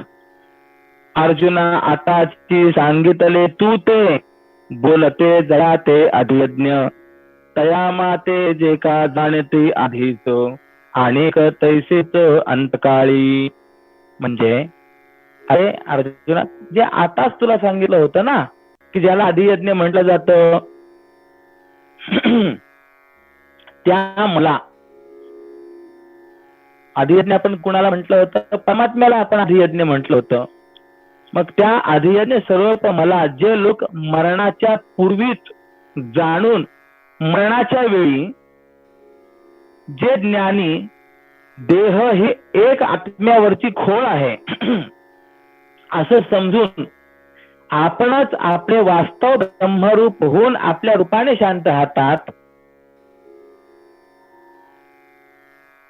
उदाहरण देतात की ज्याप्रमाणे कोणताही मठ हा आकाशाने भरून आकाशातच राहतो, त्याप्रमाणे देहरूपी खोळ ब्रह्मरूपाने भरून ब्रह्मातच राहतो.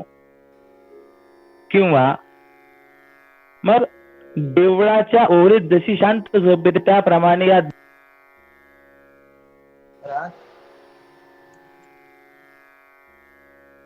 ज्ञानाच्या माझघात ज्यांना आत्मनिश्चयाची शांत व एकांत झोप आली आहे, म्हणून त्यांना बाहेर त्या देहादिकांची आठवण देखील होत नाही.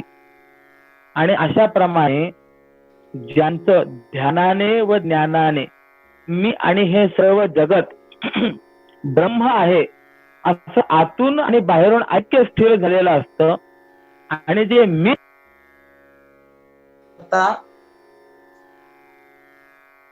सिद्ध झालेले असतात त्याची पाचही भूतांची बाह्य कवचे न कळतच गळून पडतात.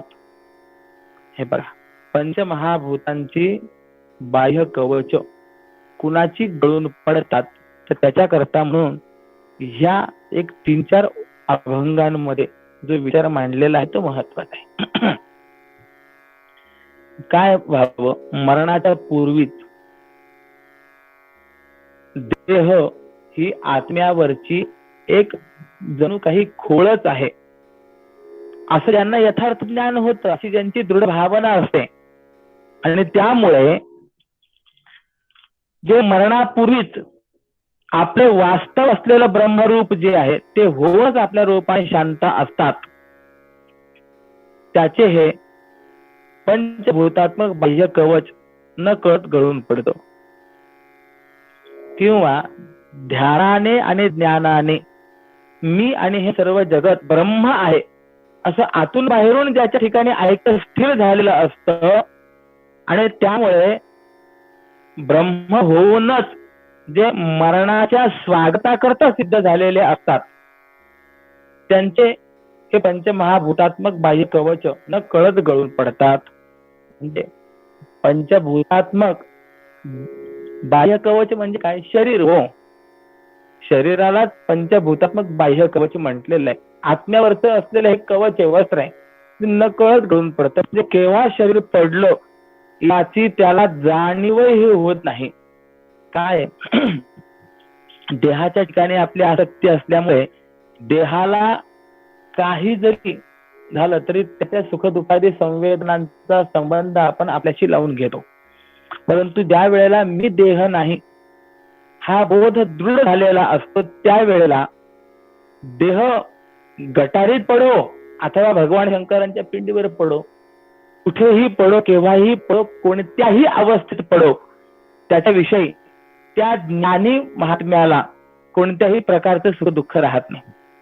ज्याप्रमाणे झाडाचं पिकलेलं पान गळ वाऱ्याच्या झोतावरती झोके घेत घेत गटारीत पडलं तरी झाड दुःख नाही, आणि भगवान शंकरांच्या पिंडीवर पडलं तरी झाडाला सुख नाहीये. कारण की अभिमानच त्या ठिकाणी निवृत्त झालेला आहे, संबंध तुटलेला आहे. त्याप्रमाणे ज्याचं आपल्या शरीराशी तादात्म्य परिसमाप्त झालेलं आहे तो असा समजतो की देह परिसमाप्त होणार आहे, मी परिसमाप्त होणार नाहीये, आणि जो परिसमाप्त होणारा देह आहे त्याचा आणि माझा काहीही संबंध नाहीये. हा दृढबोध ज्याच्या ठिकाणी निर्माण झालेला असतो त्याचं शरीर हे न कळत गळून पडतं.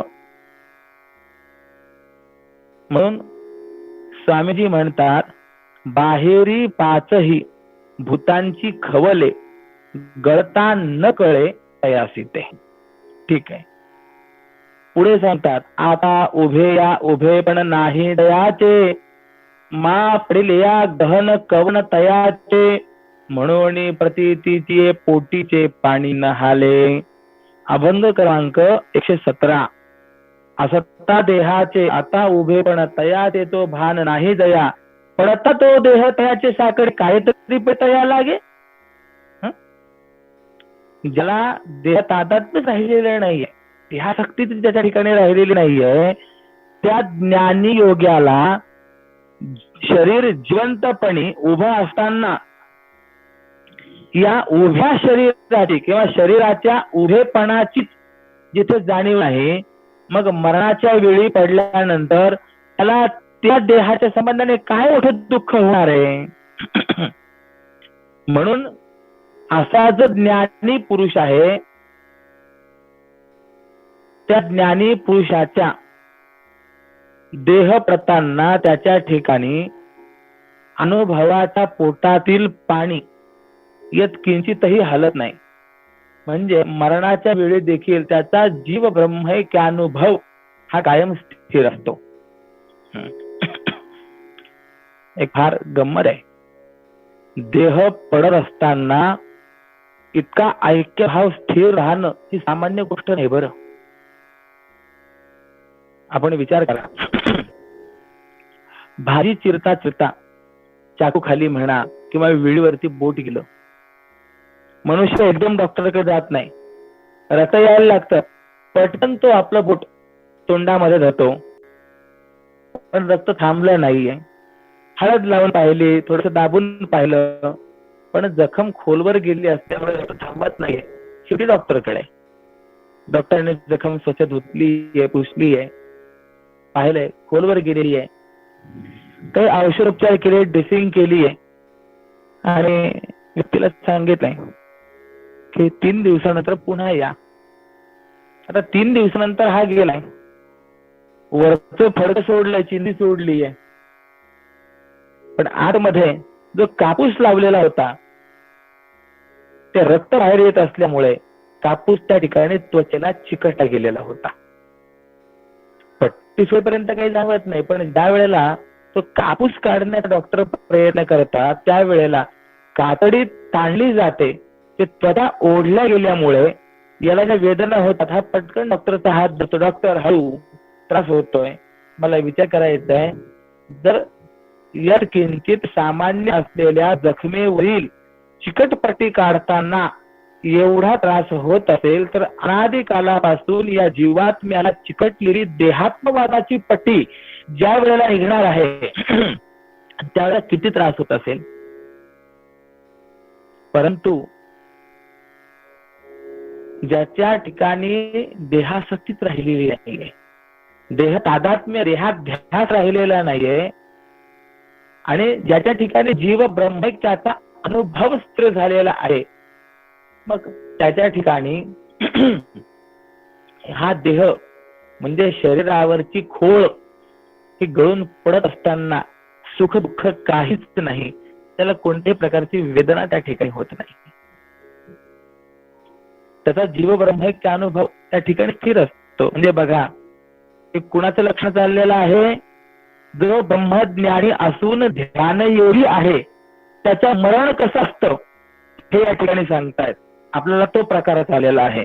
जो ब्रह्मज्ञानी आहे आणि ध्यानयोगी आहे त्याचं मरण अशा पद्धतीचं असतं. पहा, तो ज्ञानी योगी म्हणजे ज्ञानी आणि ध्यानयोगी म्हणजे ऐक्याचीच जणू मूर्ती ओतली आहे आणि ती कुटस्थ नित्यतेच्या हृदयात घालून ठेवली आहे. आणि शिवाय ही मूर्ती एक रूपतेच्या समुद्रात धुवून ठेवली आहे. आणि यामुळे ती देहपाताच्या वेळी होणाऱ्या दुःखाने मलिन होत नाही. वस्तुतः देहपातात दुःख फार मोठं आहे. जर एक विंचवाचा दंश झाला तर संपूर्ण शरीराची लाही लाही होते. अभिनव शुक्राचार्य गुरुवर्य श्री डोंगरेजी महाराज सांगत असत, एकाच वेळेला जर एखाद्या व्यक्तीला 1000 विंचवांनी दंश केला तर होणारा दाह वेदना जेवढ्या असतील तेवढ्या वेदना या मृत्यूच्या क्षणाला असतात. विचार करा किती दुःख आहे. म्हणून मराड कुणालाही वाटत नाही. एक गंमत सांगतो. एक आजीबाई होत्या, रोज आपल्या रानात जायच्या, लाकडं तोडायच्या, मुळी बांधून आणायच्या, खूप त्रास होत होता. आणि एक दिवस वैतागून म्हणाल्या, कुठे लपलास रे, केव्हा येशील, यमा ये. योगायोग असा की त्या वेळेला यम महाराज तिथनच चाललेले होते. आता आजीबाई आपल्याला बोलवत आहेत म्हणून यम आजीबाई समोर प्रकट झाला. आजीबाई आलो, काय काम आहे? आजीला आता ओळख पाहिजे, हा कोण आहे म्हणून आजीबाईने विचारलं, बाबा रे तू कोण आहे? ते यमाने सांगितलं, आहे आजी तुम्ही आत्ता आवाज दिला ना, यमा तू कुठे आहेस, ये एकदा त्या घेऊन जा, मी यम आहे. यम आहे ऐकानंतर आजीबाच्या शरीरात थरकाप उडाला. यम म्हणाला, घाबरू नका, पण तुम्ही बोलवलं कशा करता? आजीबाईंनी सांगितलं, काही नाही रे बाबा, मोळी जड झाली आहे, उचलायला कुणी नव्हतं म्हणून तुला बोलावलं होतं. बस एवढी मोळी माझ्या डोक्यावर उचलून दे, मी जाते. असं काय करायला? मरण कोणाला तरी आवडत काय? न मरणे निर्विवार जगा पडली, जगाची राहटी आहे. देहपाताचं दुःख फार आहे, परंतु असा जो ज्ञानी असून ध्यानयोगी आहे त्याला या देहपाताच्या वेळी होणाऱ्या दुःखाचं काहीच नाही, तो त्या दुःखाने मलिन होत नाही. उदाहरण देतात, एखाद्या डोहात घट बुडाला तर तो आतून बाहेरून जसा पाण्याने भरलेला असतो. डोहात घट बुडलाय ना, मग तो आतून आणि बाहेरून कसा पाण्याने भरलेला आहे. आणि नंतर तो दैव गतीने जर त्या डोहातच फुटला तर त्यामुळे पाणी फुटतं का? नाही. फुटला काय? घट फुटलाय. किंवा सर्पाने कात टाकली किंवा उकडत असलेल्या माणसाने अंगावरचं वस्त्र टाकलं तर सांग की त्यामुळे त्या सर्पाच्या अवयवांमध्ये किंवा त्या गरमी ज्याला झालेला आहे त्याने वस्त्र काढून टाकलेल्या माणसाच्या अवयवांमध्ये काही मोडतोड होते काय? नाही ना. मग त्याप्रमाणे वरवर दिसणारा हा जो देहाचा आकार आहे तो नष्ट झाला तर त्या आकारा वाचूनही ती ब्रह्मवस्तू जशीच्या तशी स्वस्थ असते. ती कूटस्थ नित्य आणि ब्रह्मवस्तूच आपण आहोत अशी निश्चयात्मक ब्रह्मबुद्धी झाल्यानंतर ती ब्रह्मबुद्धी आता कशाने चुरगळून जाऊ शकेल? कशानेही नाही. म्हणून जो ब्रह्मज्ञानी असून ध्यानयोगी आहे त्याच्या ठिकाणी अशा पद्धतीची ही ब्रह्मबुद्धी स्थिर असते, निश्चयात्मक ब्रह्मबुद्धी स्थिर असते. त्यामुळे त्याच्या अंतःकाळामध्ये त्याला कोणत्याही प्रकारचं दुःख नाही आणि पंचमहाभूतात्मक असलेलं बाह्य कवच म्हणजे शरीर रूपी खोळ ही न कळत गळून पडते.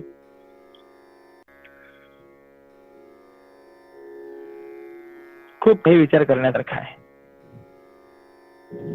म्हणून याप्रमाणे भगवान सांगतात, जे पुरुष अंतकाळी मला जाणत असतानाच देहाचा त्याग करतात ते मीच होतात.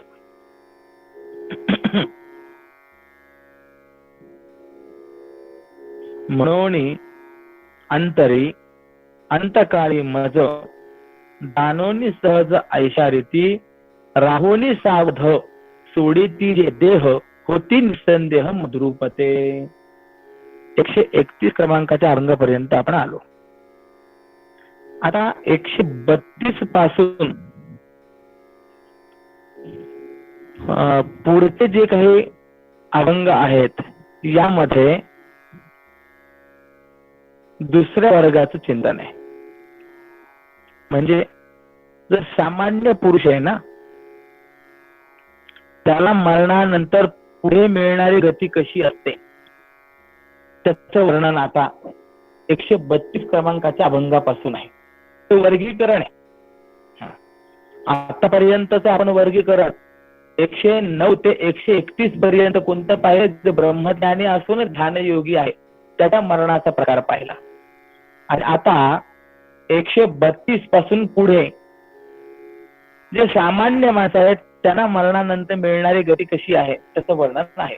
नाही तरी ज्याचे जैसे जो जो करी सुमरण अंतरी अंतकाळी तया तैसी तीत लाभे गती साथ संदेह नाही तर येथे काही.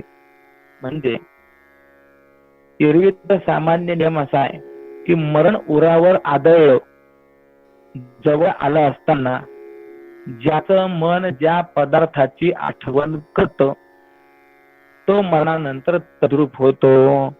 म्हणजे मृत्यूच्या क्षणाला जशी अंतःकरण वृत्ती असेल, जे विचार अंतःकरणामध्ये असतील, जे चिंतन आपलं चाललेलं असेल त्याप्रमाणे पुढची गती आपल्याला प्राप्त होत असते. त्या चिंतनानुसार तद्रूपता सिद्ध होत असते. म्हणून याकरता अनेक उदाहरण आहेत. जड भरत राजा त्याचं आपण चिंतन जर पाहिलं तर सर्व संघ परित्याग करून वनामध्ये आलेला होता. परंतु अंतसमयाला त्याला हरणाच्या पाडसाचं चिंतन लागलेलं होतं. कुठे गेला असेल, काय खात असेल इत्यादी हरणाच्या पाडसाचं चिंतन करत असल्यामुळे त्याला पुढचा जन्म हा हरणाचा प्राप्त झाला. अंतीची मती सातची पुढली गती असं वर्णन आलेलं आहे. अंत्य यामध्ये सा गती, शेवटच्या क्षणाला जशी मती असेल तशी गती होत असते. म्हणून असं आहे, अंते नारायण स्मृती ही शेवटच्या क्षणाला त्या परमात्म्याची स्मृती असणं ही फारच महत्वाची बाब आहे. दुसरं उदाहरण सांगतो की एक यती होते, संन्यासी होते. त्यांना त्यांच्या एका शिष्याने पादुका आणून दिल्या, वाहना खडावा आणून दिल्या. आणि त्या महात्म्याने ज्या ठिकाणी ते झोपड वगैरे असत तिथे समोर एका कोनाड्यामध्ये त्या पादुका ठेवल्या. आणि एक दिवस त्या महात्म्याचा अंतकाळ आला. त्या वेळेला महात्म्याची नजर त्या कोनाड्यामध्ये असलेल्या खडावांकडे गेली आणि मनामध्ये विचार करायला लागले की माझ्या शिष्याने किती सुंदर खडावा आणून दिले आहेत, पण मी त्याचा अजून उपयोग केला नाही. आणि अशा पद्धतीने त्या खडावांचं पादुकांचं चिंतन करता करताच त्यांचा अंत झाला. अचानक गेले. गेले त्यावेळेला चिंतन कशाचं चाललेलं होतं? त्या पादुकांचं खडावांचं चिंतन चाललेलं होतं. परिणाम पुढचा जन्म हा चर्मकार समाजामध्येच प्राप्त झाला. आयुष्यभर त्या खडावा वाहनच बनवाव्या लागल्या. संत श्रेष्ठ श्री रोहिदास हा त्यांचा असलेला त्या संन्यासीचा असलेला पुढचा जन्म किंवा याला रविदार असं देखील म्हणता गेले. दुसरं उदाहरण सांगतो. ते स्वामीजींनी सांगितलं, जैसे दुजो करी स्मरण अंतरी अंत काही तया तैसी तीच लाभे गती सत संदेह नाहीच येथे काही.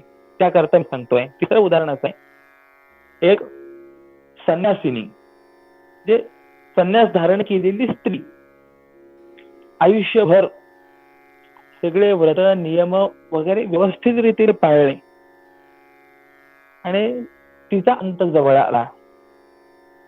त्यावेळेला थोड्याशा काही वेदना वगैरे होत असतील,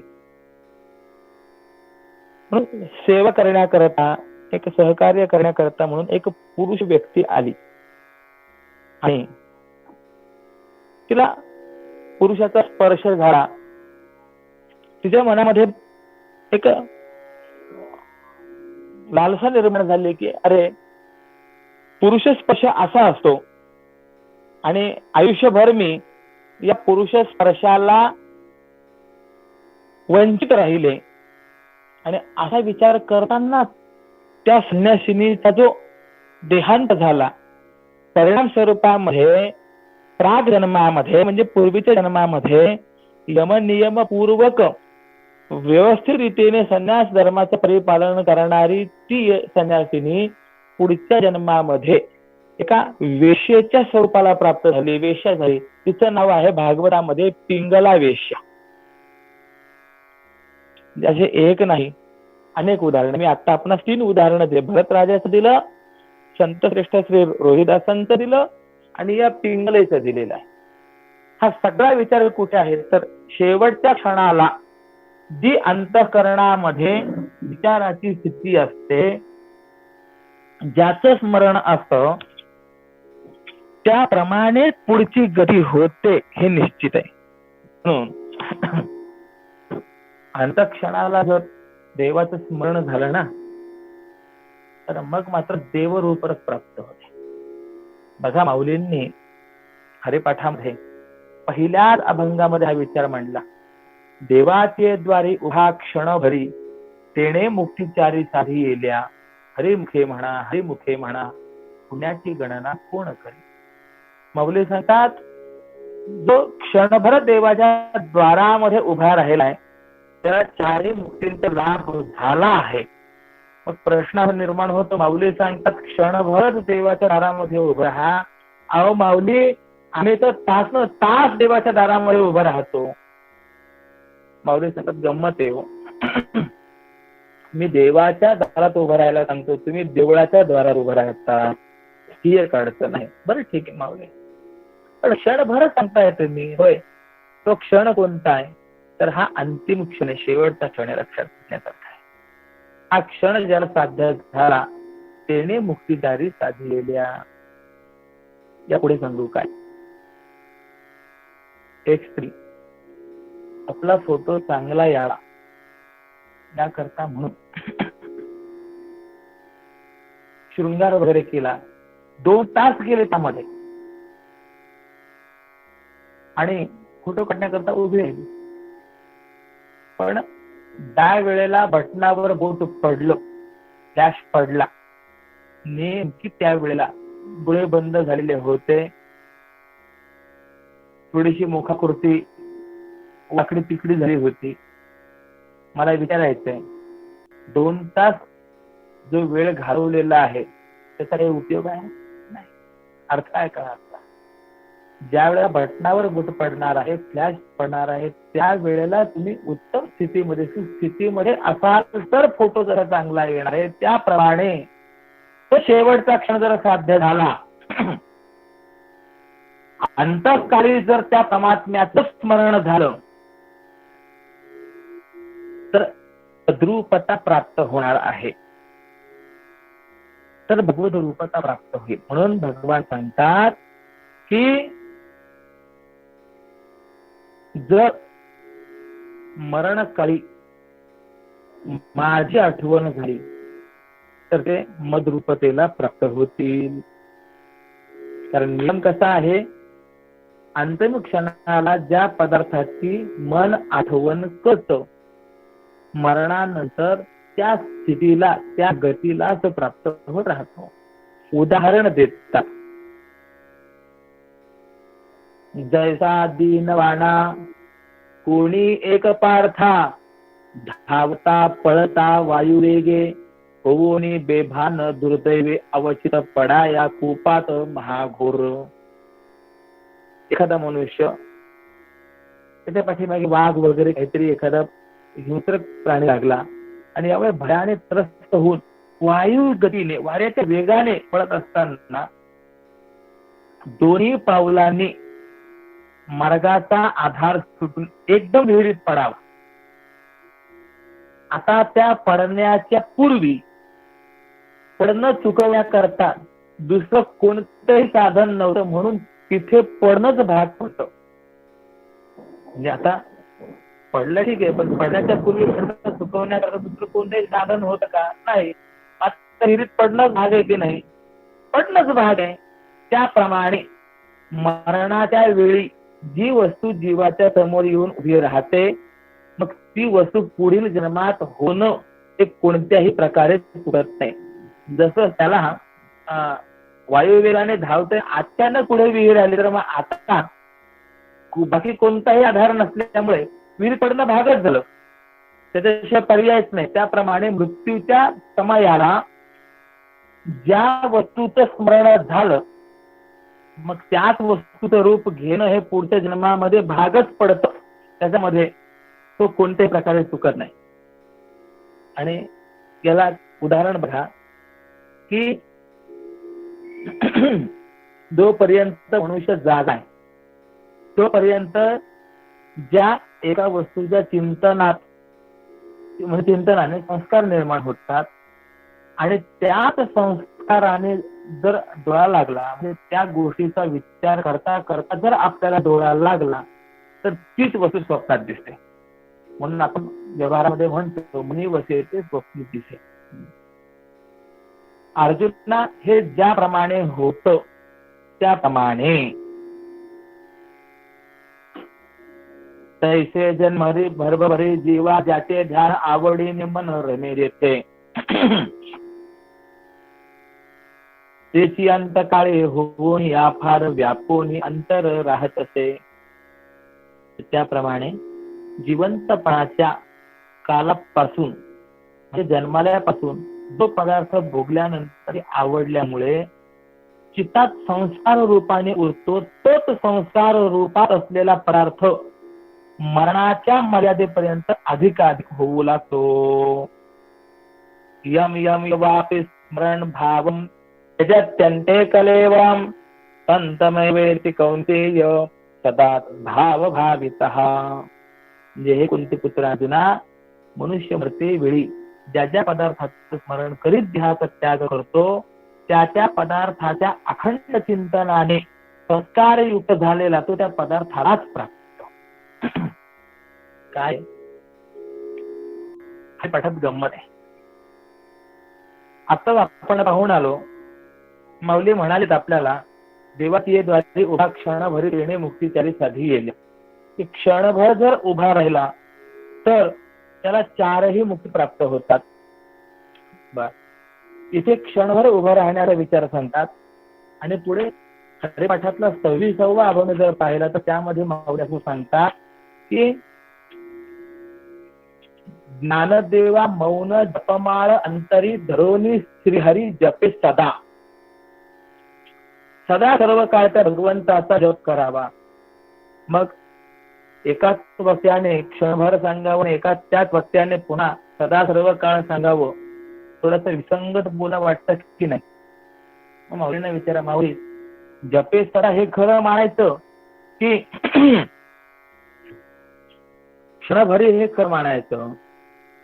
तर मग माऊली सांगतात, त्या बाबा क्षणभरी हे खरंच आहे की अंतिम क्षणाला जर त्या देवाचं स्मरण असेल तर भगवत रूपता प्राप्त होईल, हे अगदी नितांत खरंय.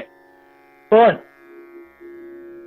त्या अंतिम क्षणी भगवंताचं स्मरण व्हावं असं जर वाटत असेल तर त्या करता आयुष्यभर परमार्थ करावा लागतो. आपल्या संपूर्ण आवडीचा विषय तो परमात्मा झाला पाहिजे, तर आपल्याला त्या क्षणाला देखील त्या परमात्म्याचं स्मरण मिळेल. कारण असं आहे की रामकृष्णी आवडी सर्व काळ अशी स्थिती जर प्राप्त झाली, सिद्ध झाली, सदा सर्व काळ जर आपल्या प्रेमाचा आवडीचा विषय केवळ परमात्मा झाला, सुखातही तोच आणि दुःखातही तोच, ही स्थिती जर साध्य झाली, तरच त्या अवस्थेमध्ये त्या मृत्यूच्या क्षणाला त्या परमात्म्याचं स्मरण होईल. आणि मग त्या क्षणाला जर त्या परमात्म्याचं स्मरण झालं तरच मोक्ष प्राप्त होईल. कारण की अखंड चिंतन ज्याचा आपण करत असतो ते संस्कार त्या अंतःकरणावरती राहत असतात. त्यामुळे अखंड चिंतनाचा विषय हा परमात्मा जर झालेला असेल तर तो क्षण साध्य होणार आहे. म्हणून इथपर्यंत जे सामान्य जीव आहेत ना, यांच्या मरणानंतरची यांची स्थिती काय होते त्याचा विचार मांडलेला आहे. किती वर्ग झाले हो? 2 वर्ग झाले. पहिला वर्ग आपण असा पाहिला की जो ब्रह्मज्ञानी आहे आणि ध्यान योगी आहे त्याचं मरण कसं होतं. त्यानंतर दुसरा प्रकार आपण आता पाहिला की जे सामान्य जीव आहेत त्यांना मरण कसं येतं, त्यांची पुढची गती कशी होते. जो ब्रह्मज्ञानी आणि ध्यानयोगी आहे तो भगवत रूपतेला प्राप्त होतो, ते फळ आपण पाहून आलो. ते सामान्य आहेत त्यांचं फळ आपण काय पाहिलं, त्यांना शेवट क्षणाला जशी बुद्ध असेल, जसं चिंतन असेल तसं त्यांना पुढची गती प्राप्त होईल, हे फळ पाहिलं.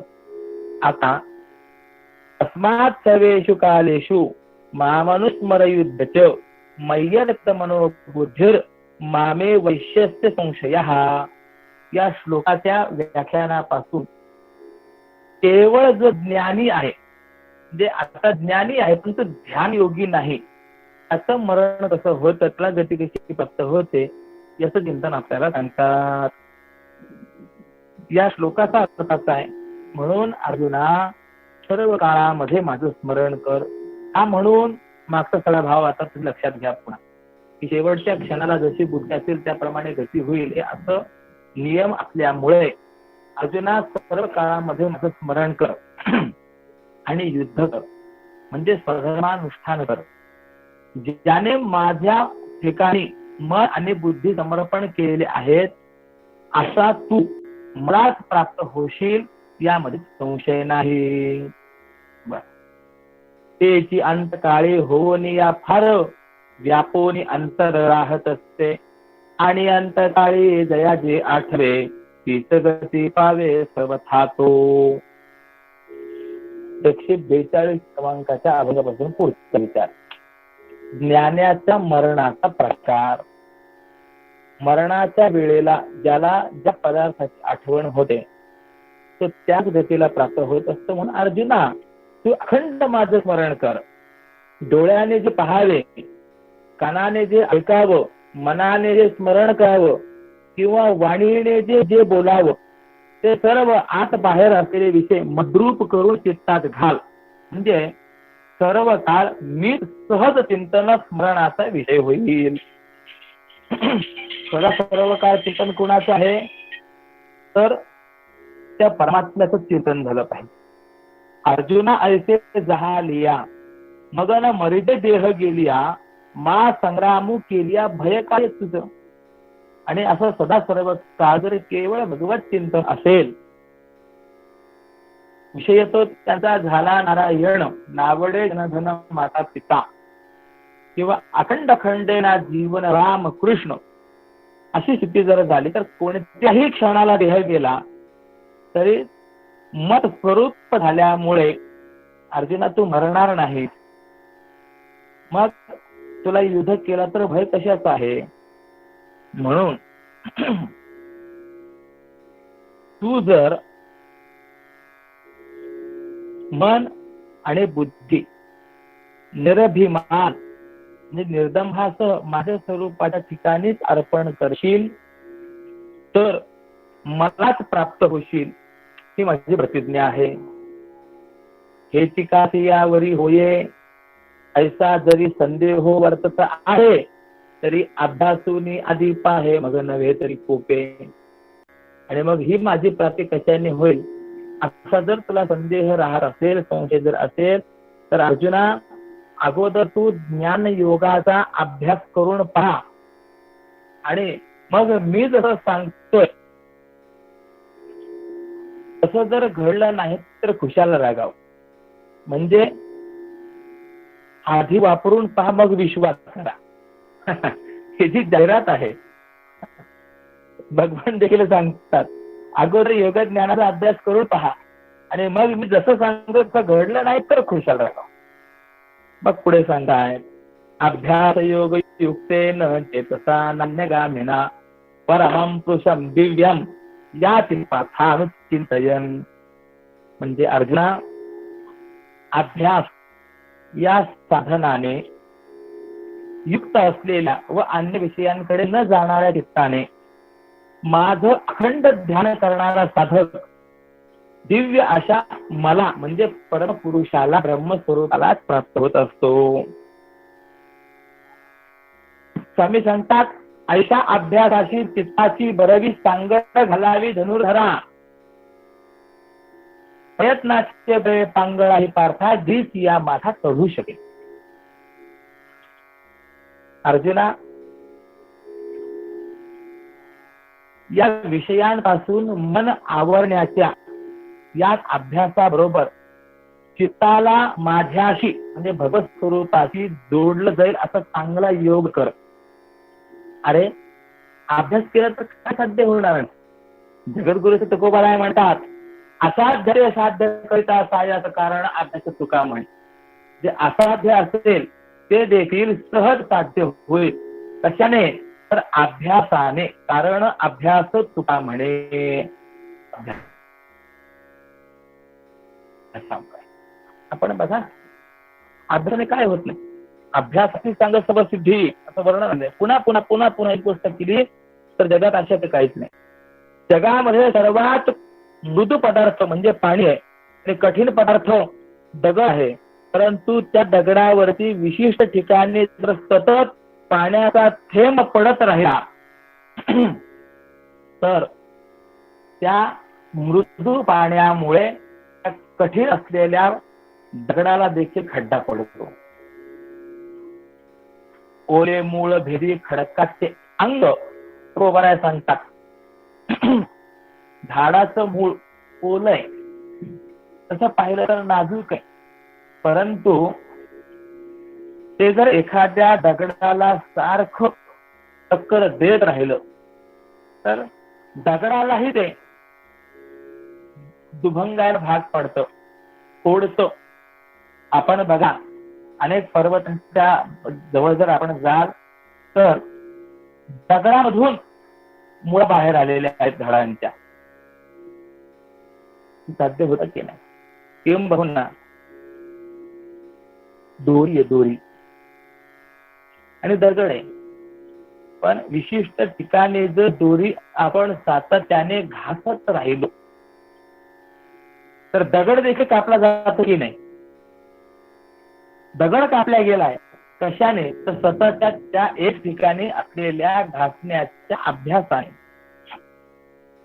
म्हणजे अभ्यास असा आहे की त्या अभ्यासाने सगळं काही साध्य होतं. म्हणून अर्जुना या विषयांपासून मन आवरण्याच्या अभ्यासाबरोबर चित्ताला माझ्याशी जोडलं जाईल असा योग कर. म्हणून अभ्यासाची विषयांपासून मन आवरण्याच्या अभ्यासाची आणि भगवंताशी जोडल्या जाणाऱ्या चित्ताची ब्रवी सांगड घालावी धनुर्धरा. चांगली सांगड घाला. अरे अर्जुना जर प्रयत्न केले ना तर काय होणार नाही. उपायाच्या बळे सांगळाही तर गिरीची या माथा करू शकेल. प्रयत्नाने सांगळा देखील पर्वतावर जाऊ शकतो. बर ते परात्पर पुरुष चिंतन करी रात्रंन सोहम भावे, मग तुझा देह जावो किंवा राहो, तुझं मृत्यू न हो कल्पांतीही. म्हणजे परात्पर पुरुषाचं चिंतन रात्रंदिवस सोहम भावाने कर. जिथे स्वामीजी सोहम भाव म्हणतात त्या ठिकाणी माऊली त्याला सदाध्यास असं म्हणतात. तेरी सदाध्यासे निरंतर चित्ताची परमपुरुषाची मोहर, लावी मग शरीर राहो अथवा जावो. म्हणजे या चित्त निरोधाच्या अभ्यासात झोप किंवा चांचल्य असतं त्याला असद अभ्यास असं म्हटले गेले. असद अभ्यास, अयोग्य अभ्यास. आणि झोपेच्या अधीन न होता विषय चिंतन व भोग चिंतनाने चंचल न होता वैराग्य सहित जो अभ्यास असतो त्या सदाभ्यास असं म्हटलंय. माऊली म्हणतात अशा सदाभ्यासाने चित्ताला अखंड परमपुरुषाच्या समोर तोंड फिरवायला लाव. सगुण पुरुषाच्या ध्यानाकडे त्या चित्ताला वळव आणि मग शरीर राहो अथवा जाऊ, काही हरकत नाही. देह जावो अथवा राहो पांडुरंगी दृढ भावो, नामदेवराय बोलतात. आणि ज्या वेळेला अशी स्त्री निर्माण होईल त्यावेळेला नाना गतीला प्राप्त करून देणार जे चित्त आहे ते आत्म्याला या वरील सगुणाच्या ध्यानाभ्यासाने आत्म्याचा अपरोक्ष साक्षात्कार संपादन करून दे. आणि मग तेव्हा देह आहे की गेला याची आठवण सुद्धा कोणाला राहणार नाही. पाववी जे चित्तनाला गतीपती वरील ते अंत्यात्म येते. ज्या वेळेला चित्ताला सतत रात्र दिवस झोपेचा पट्टेवाई न येऊ देता, त्यानंतर विषयाचं चिंतन न करता भोग चिंतनाने चंचल न होता वैराग्ययुक्त होऊन सातत्याने रात्रंदिवस सोहम भवाने त्या परमपुरुषाचं ध्यान करत राहशील त्यावेळेला जे चित्त अनेक गतींना प्राप्त करून देणार आहे ते चित्त आत्म्याचं वर्ण करेल. म्हणजे आत्म्याला या सगुणाच्या ध्यानाभ्यासाने अपरोक्ष साक्षात्कार करून संपादन करीत ते त्याचं होईल. आणि एकदा चित्त त्या परमात्मा स्वरूपी लीन झालं की मग देह आहे की नाही याचं भान सुद्धा राहणार नाही. असं ऐसा कोठे आठवायची नाही. देहीचे विदेही भोगू दशा ही स्थिती प्राप्त होईल. उदाहरण सांगू अर्जुना, नदीची ओघे घोघावले पाणी मिळाले जाऊन सिंधूजा, मग मागे काय घडे ते पाहया सांग धनंजय वळे का ते. अरे नद्यांचा ओघ मोठ्या प्रमाणामध्ये समुद्राच्या पाण्यामध्ये मिळाल्यावर मागे काय घडत आहे हे पाहावं म्हणून तो नदीचा ओघ पुन्हा परत येतो का? नाही ना. काय येत नाही? कारण ते नद्यांचे ओघ समुद्रच होऊन राहतात. ते तरी सिंधूशी मिळून या गेले होऊन या ठेले सिंधू रूप. ते नद्यांचे ओघ जसे सिंधू रूप झाले त्यामुळे ते मागे वळून पाहत नाहीत, मागे परत फिरत नाहीत. तैसे चित्ताचे त्या जाहले चैतन्य होताची अनन्य चैतन्याची जन्म मरणाचा नाही जेथे शिर असे परिपूर्ण आनंद दे.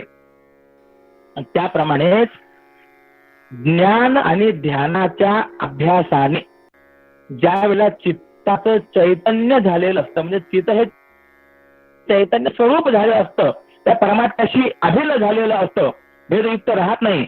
मग ज्या चैतन्याच्या ठिकाणी जन्म मरण परमार्थतः मेलेलंच असतं आहे, जे चैतन्य घनानंद रूप आहे म्हणजे भाव असा की मग ज्ञाने तसंच होतं की नाही, चित्त कसं होतं जन्म मरण रहितच होतं, घनानंद रूपच होतं. मग असे जे ज्ञानी असतात ते ब्रह्मदृष्टीने अमर असतात आणि देहदृष्टीने त्यांचं देह तादात्म्य गेल्यामुळे मरणाआधीच ते मरण पावलेले असतात. मरण कोणाचं? देहाचं आहे ना. मग मरता देह आहे, मी अमर आहे, ही भावना त्यांच्या ठिकाणी दूर झालेली असल्यामुळे मरणाआधीच ते मरण प्राप्त झालेले असतात. त्यामुळे व्यवहारतः त्यांचा देह असो अथवा जावो या दोन्ही विषयी ते समान असतात. म्हणून तुकोबाराय सांगतात, मरण माझे मरून गेले मज केले अमर. तुकोबाराय सांगतात, अरे बाबा सगळे लोक जग मरणाला घाबरतात, परंतु माझं मरणच मरून गेलंय आणि त्या मरणाने मला अमर केलं. बघा सगळा हा भाव येते. किंवा आपुले मरण पाहिले म्या डोळा सोहा झाला सोहळा अनुपम्य. तुकोबराय बोलतात, माझं मरणच मी माझ्या स्वतःच्या डोळ्याने पाहिलंय आणि हा जो सोहळा आहे ना, स्वतःचं मरण पाहण्याचा सोहळा, हा फार उत्तम झाला असं वर्णन केलेलं आहे. अर्थात मी त्या परब्रह्म स्वरूपाशी एकरूप झालोय, त्यामुळे मी मरका नाही हा अनुभव माझ्या ठिकाणी सिद्ध झालेला असल्यामुळे आता शरीर गेलं काय आणि राहिलं काय याविषयी आम्हाला कोणत्याही प्रकारचं सुख दुःख नाही असा अनुभव तुकोबारायांनी व्यक्त केलेला आहे. तोच अनुभव माऊली सांगतात की जो ज्ञानी पुरुष आहे तर त्याची स्थिती अशी असल्यामुळे त्याचा देह जावो अथवा राहो काहीही त्याला फरक पडत नाही. याचाच आणखी जो विचार व्यक्त करायचा आहे तो विचार उद्याच्या सत्रामध्ये आपल्याला ऐकायला मिळेल. असं हे वाङ्मयीन पुष्प स्वामीजींच्या चरणारविंद समर्पित करून माझ्या वाक प्रपंचाला मी पूर्ण विराम देतो. ओम पूर्णमदः पूर्णमिदं पूर्णात् पूर्णमुदच्यते पूर्णस्य पूर्णमादाय पूर्णमेवावशिष्यते. ओम शांतिः शांतिः शांतिः. पुंडरीकवरदा हरि विठ्ठल श्री ज्ञानदेव तुकाराम पंढरीनाथ भगवान की जय. माऊली ज्ञानेश्वर महाराज की जय. जगद्गुरु श्री तुकाराम महाराज की जय. श्री मत सच्चिदानंद सद्गुरु श्री स्वामी स्वरूपानंद महाराज की जय. ओम राम कृष्ण. ॐ राम कृष्ण